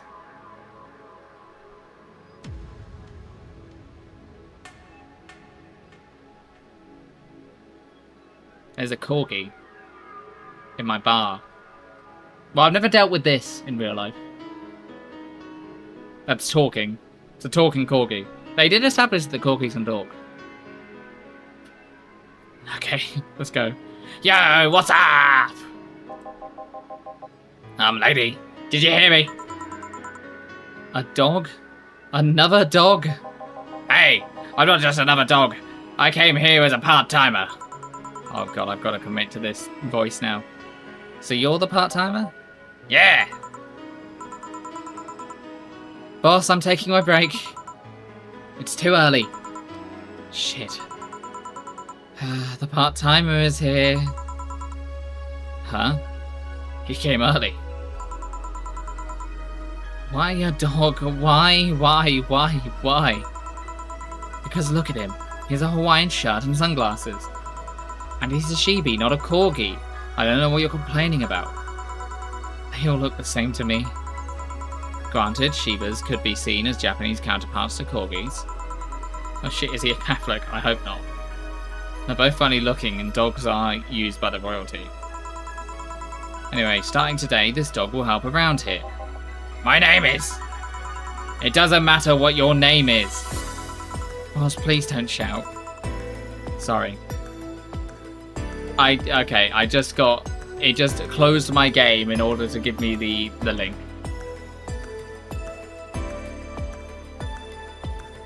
Also, I will hydrate. Thank you for that, friend.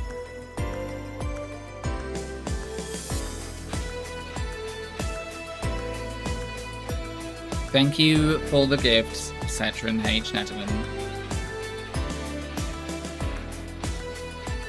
I'm celebrating my 1-year mod anniversary. Congrats! Sorry. Just call him Rad Shiba. Why Rad Shiba? What part of Hawaiian shirt and sunglasses don't you get? He's the raddest thing here. Thanks! Anyways, he will mostly help getting the orders, bringing clients in, and cleaning. He ought to know how things work. Cleaning, that'd be a change of pace. He'll act like a client and see how you work. Right. What can I get you? I'll have a grizzly temple. Are you okay? Yeah, just a couple of post-traumatic flashbacks. Coming right up. This dog wants a grizzly temple. The deja vu hurts.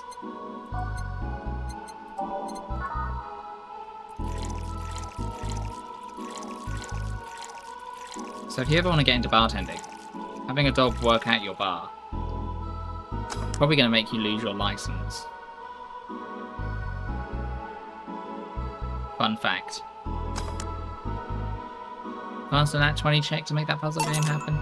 I saw the potential for content. Wow, this is awful. People actually pay for this shit. Hard to believe, I know. So what brings a dog like you to a part-time job here? I'm here to help the funding of my organization. Are you with the Safar Toy Company? What? No. Don't lump me in with those herding supremacists. I have a more noble and benign organization. I belong to SIRA. SIRA? Canine Independent Rescue Association. We give a place where dogs can be dogs and save them from themselves. SIRA is what I love, but damn is expensive sometimes. We decided to take part-time jobs to help fund anything it needs. We want to help SIRA be the best it can be. What do you do at SIRA? Pay treatment for hurt dogs, give food to the hungry ones, play with the bored ones. We're there for everyone. Huh, that actually sounds nice. Say, do you have a menu? Something like that, yeah, here. Now let's see. Any recommendations? Avoid the part with the promo drinks. No, that Grizzly Temple is one of those. Fluffy Dream. I like the sound of this one. Coming right up. Now the dog wants a fluffy dream.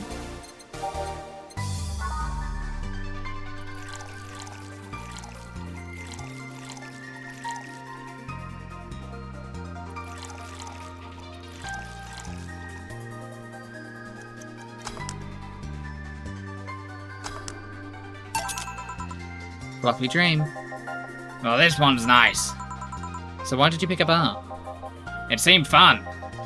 I didn't need that many weird skills to be part of this, so it was my best bet. Besides, it's close to home, so I can get here by walking. And I do love some walks. I could walk all day.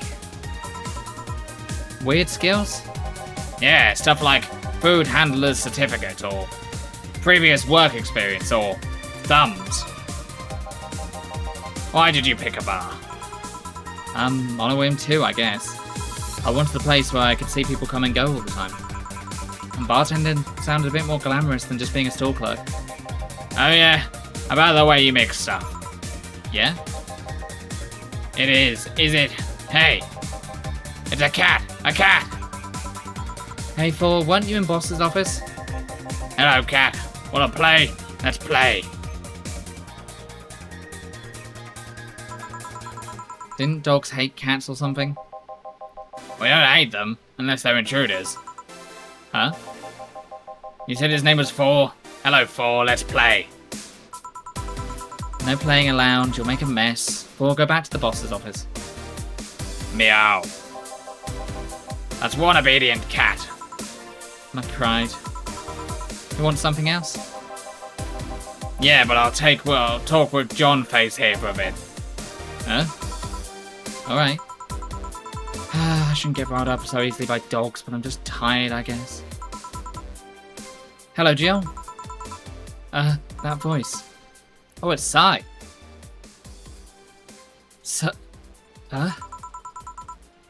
What happened to you? Nice seeing you too. Well, I fell from a really tall place to a really rough spot.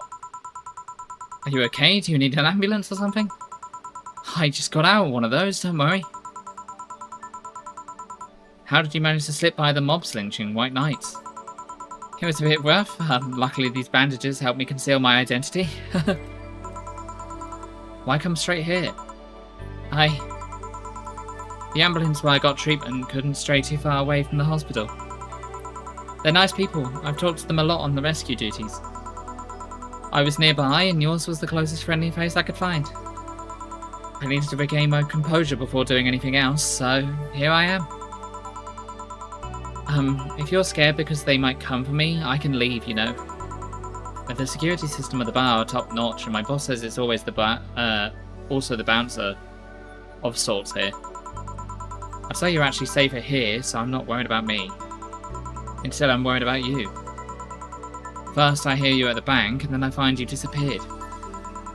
And now you show up with all these bandages? Are you fine? What happened at that bank exactly? Did you talk to Stella? She was worried sick about you. Slow down a bit. The medication makes me feel everything more intensely. Almost like a hangover. Sorry. It's nice to know someone like a bartender was worried about me though, thanks. Everyone I know has been ignoring me, so I was feeling lonely. Why would they? Well, you've seen the lynches they gave to any White Knight they find. By ignoring me, they're actually saving me from getting kicked to death. My good deeds finally paid off, I guess. Can I get you anything? Something sweet without alcohol. Thank God these pants still have my wallets in them. Oh no, I couldn't take your money right now. It's on the... Jill, please, I want to pay for my drinks. I take it I won't be able to change your mind? Nope. Yes. You won't be able to change my mind. Sweet and no alcohol, right? Coming up. Simon seems to be in a bit of pain. Let me make sure I give her something sweet that doesn't have alcohol in it.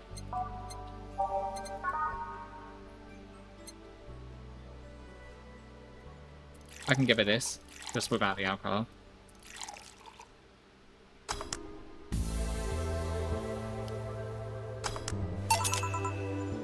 Careful.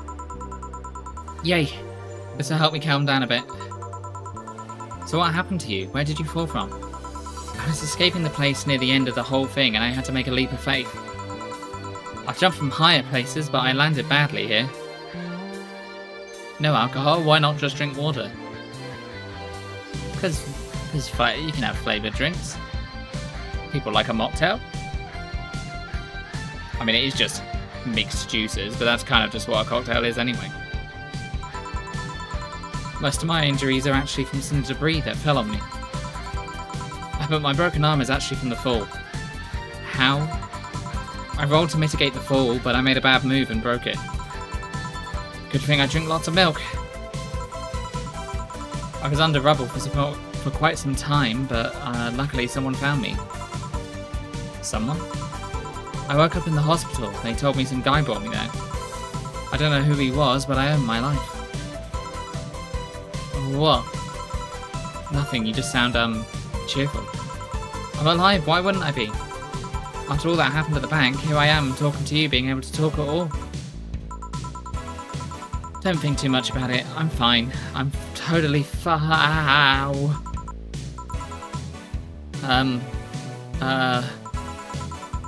how are things around here? I heard there was a lot of commotion when the whole thing happened.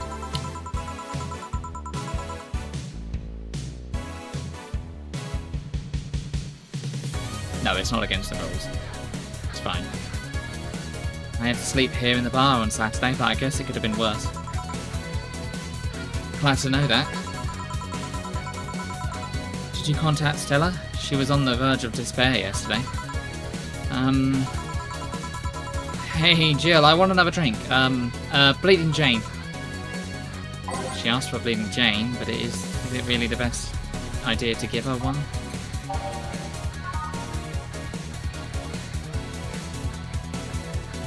I'll give her one.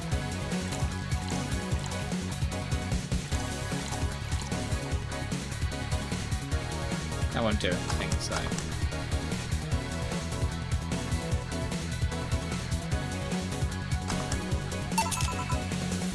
Latin is allowed, as long as it's not excessive.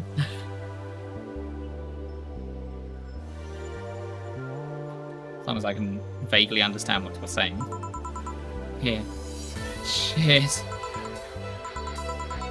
So how are things inside the bank? Come again? What happened inside the bank? How did you manage to get through it? I was with this nice bunch of people. They were apparently nice at the very least. We tried our best to find a way out of the whole thing, cracking through the security, finding safe spots. But then, sorry for asking all that, it was obviously over the line. No, don't worry about it, it's just the Angelus is still numbing me. I'll take my leave now. Thank you for everything, Jill. Are you alright? I'm fine, I'm fine. I don't think she's alright. That girl saw some awful things inside that bank. The sight of desperate people stuck in one building is enough to scar anyone. Maybe I shouldn't have said all that then? I mean, if it's true, then she just woke up and ended up here. I don't know, I feel like I was being too pushy. That's not something I can measure. We were just worried. I bet she's still in shock. Yeah. Gil? Want me to make sure she's fine on her way? Please. Alright. I'll go and take my break now.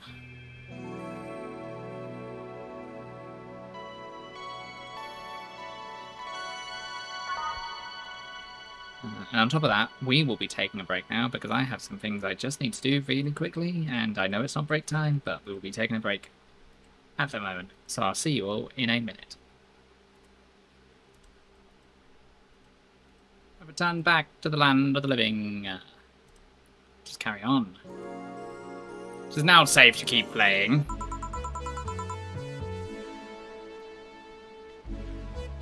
Too much heavy stuff lately.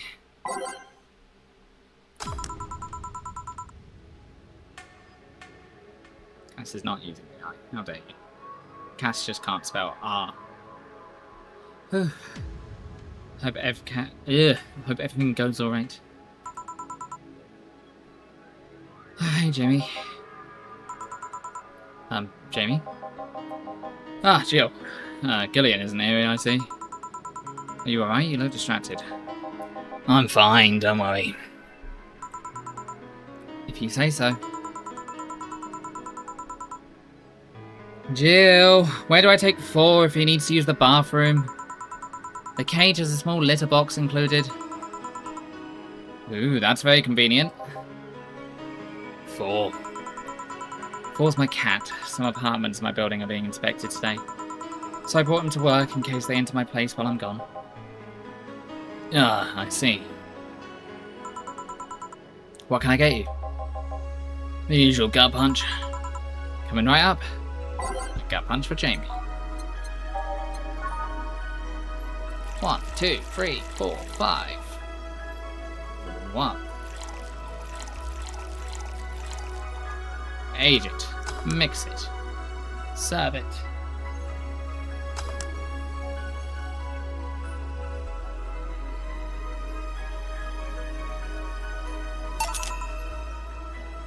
Here.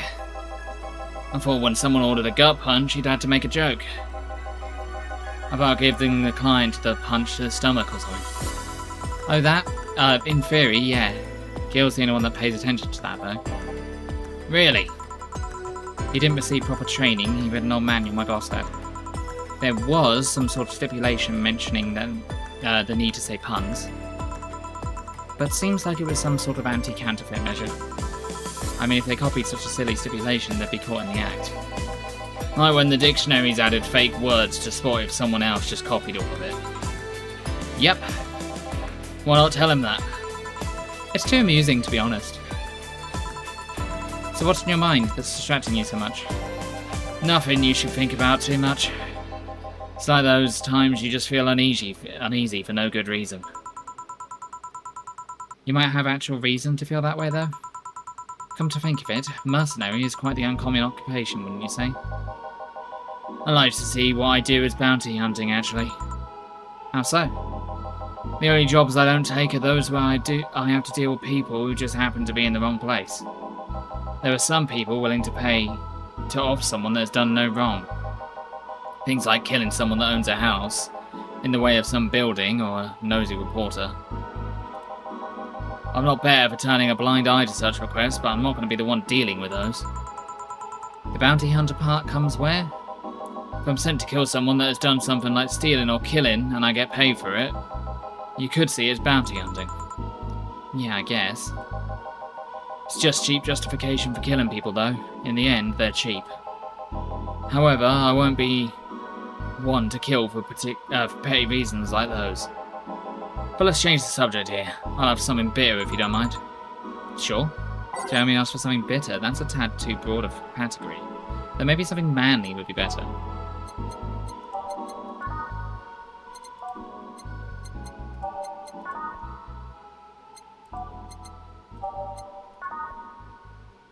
Let's go with pile driver. It's both.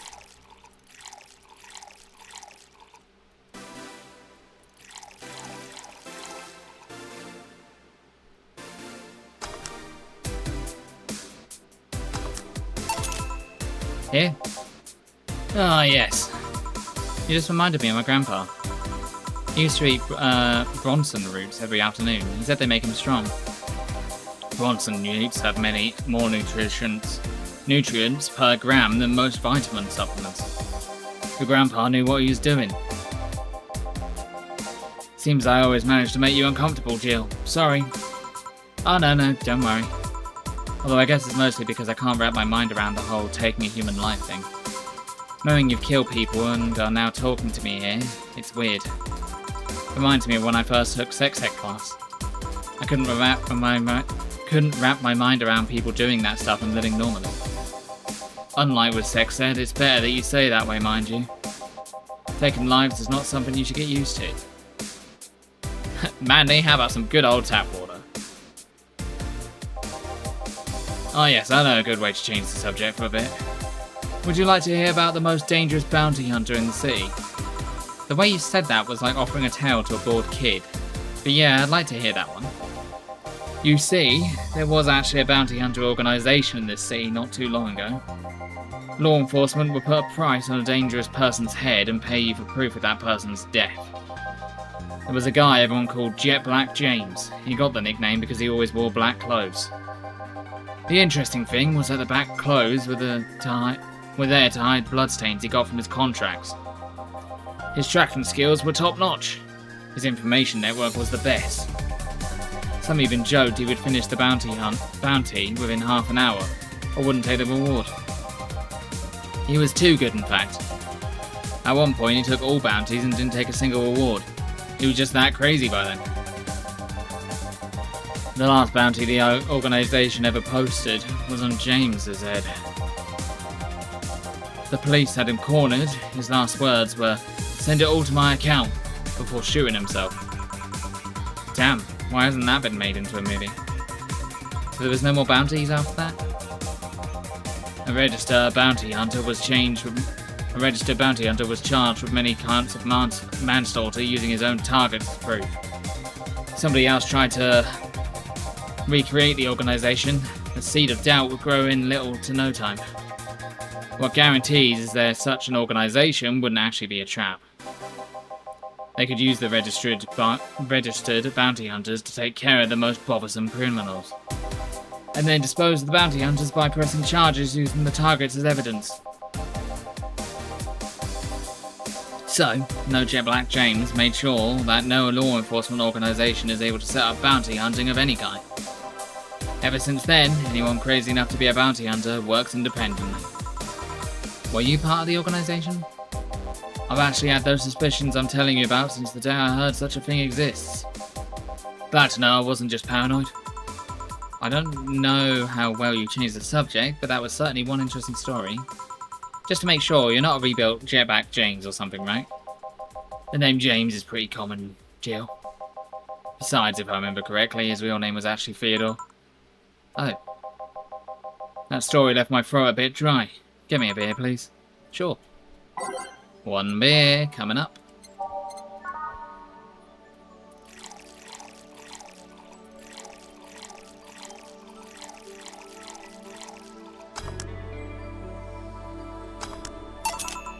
Here. One of mankind's oldest friends. Cheers. One obvious thing I see is that you don't take the use of the word kill in your stride the way Gillian does. I'm not good with violence. That's good. It's interesting though, when I compare you two, it's obvious Gillian has seen quite the share of traumatic stuff. That guy's a handful because of that sometimes. Still, he's one of the most reliable people I've ever met. He looked like he's about to ask me to wake up, call up his samurai. Where is he, by the way? I asked him to keep an eye on a girl that came here earlier. I feel that if something happened, he would resolve the situation. His nose was to be itching after we talked so much about him. Yeah, maybe. We do have a city to burn. Well, I've got to go. Some other regards to your boss and Gillian. Will do. Man, today's been quite heavy. Everyone... Wait. If I say it out loud, I feel like I would just tempt fate. But let's try it anyways. Everyone has just been gloomy face after gloomy face, and that dog. I'm sure hope the next client changes that.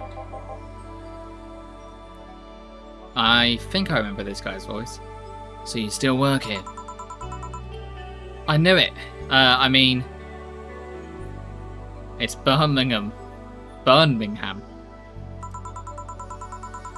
Quite the surprise to see you here again, Mr. Ingram. Got out of my job. I needed a drink badly, and I remember this crack house was nearby. What can I get you then? I'll have a Bleeding Jane. On it. Ingram wants a Bleeding Jane. How edgy. What an edgy man.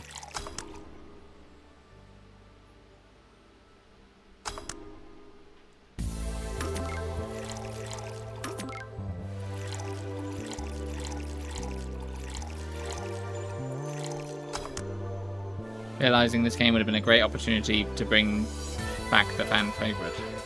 What's the fan favourite? Here. Bring back Blue? Yeah, I could have brought Blue back for this, but, nah. I need to prove I can do voices by myself. Tastes just like the pasta sauce my mum used to make. Watered down, artificial, and nasty. So where do you work, Mr. Ingram? Oh, well, fuck you too, buddy. I would happily have you on Blue, but I'm not, I just wanted to do something by myself for a change. I'm sure there'll be another opportunity for you to voice a load of characters. Trust me, it's not out of the, it's not out of convenience. My throat is killing me. So where do you work, Mr. Ingram? I don't have a specific job, because there's this, well, network of engineers in need of assistance. I have no idea what they do there, but I can follow instructions, and that's all they need. Recently, I've been working with this Cilia girl working on some experimental power suits. My only duty is to give them maintenance once a day. What's that about a network? All those nerds know each other, and they recommend me. I don't ask questions and quickly learn to do whatever they need. Sounds nice. It's pretty monotonous at times, though. Why are you giving me that look? You're just more cheerful than the last time you came. We all have good days and bad days. Today just happens to be a not bad day. Besides, with everyone scared shitless in their houses, the streets are clear with no traffic jams. That's always a plus. I guess. It almost became a bad day though, thanks to some teens on the way in. What did they do? It's not what they did, it's what they said. They were talking about how they should just go to Zarstaber's Corpse HQ and blow it up. I've seen one too many kids throwing around "let's kill the king" attitude when it comes to the Zaibatsu Corp crap. Even if Zaibatsu Corp's building suddenly went down, the ones behind it would still be alive. You know what, Cass? You'll forgive him. Setron just told me his views go down when I'm around. That's interesting. I think my views go up. Killing the head honcho just means his or her duties go to the next rim jobber of the totem. Hell, I bet they're plotting to kill each other anyways. Kids these days see too many action films where the rebels save the day by killing the evil corporation. Don't let it get to you. I don't. I just hate teenagers. It's interesting though. A big corporation in control is somehow more dangerous than a regular government. I wouldn't know. I'm not a political person. No shit. Alright, give me a Zen Star and try not to mess it up. Coming right up. He wants a Zen Star.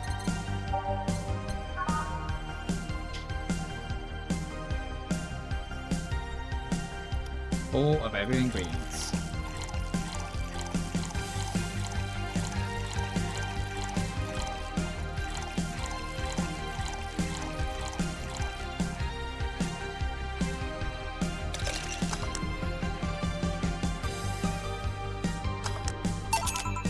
Here? Yes, it's just as nasty as I've heard.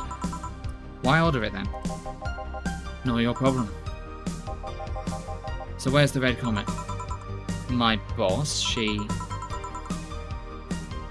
Jill, 4's heading your way. Let's play, 4, let's play. Oh, the customer. Sorry for the intrusion. You have a dog here, and a cat. The cat's mine, his name's 4. The dog just hangs around here. He looks well groomed and his fur looks healthy. Seems you take good care of him. You seem to know a lot about cats. No, that's just common sense. Do you like cats, Mr. Ingram? I don't dislike them. But I do dislike having animals near me when I'm eating or drinking. So I'll take my leave. Please come again. Don't count on it. You said that last time. Congratulations, you scared a client off. 4's as guilty as me. Yeah, but I like 4, he's my baby. Now go, play or something. Right. Oh, you're back. What happened with Sai? That cat boomer girl picked her up. I couldn't see anything, but I guess she was happy. Glad to hear that. Did I miss something? Only Jamie and some other guy came. I see. You look exhausted. Yesterday was filled with people carrying heavy emotional baggage. I don't mind it, but dealing with them tired me out a little bit. I actually found myself wanting Dorothy to burst out of that door at any moment. So you missed Dorothy? Kinda. But anyway, nothing a good night off sleep can't fix. Let's just wrap things up around here and call it a day. Still not got enough. Playing with the cat was really fun, so I got a bonus. No mistakes. Yeah, I'm finishing. Your electricity bill was sent to you. Please make sure you have a Cheers bill stash is running out. Buy items to prevent her from getting too distracted. Have a nice day. Well, we will come back to it tomorrow. For mind the hairballs. You leave bigger ones in the shower. Alright. Thank you all for coming along, everyone. I think that will be it for today.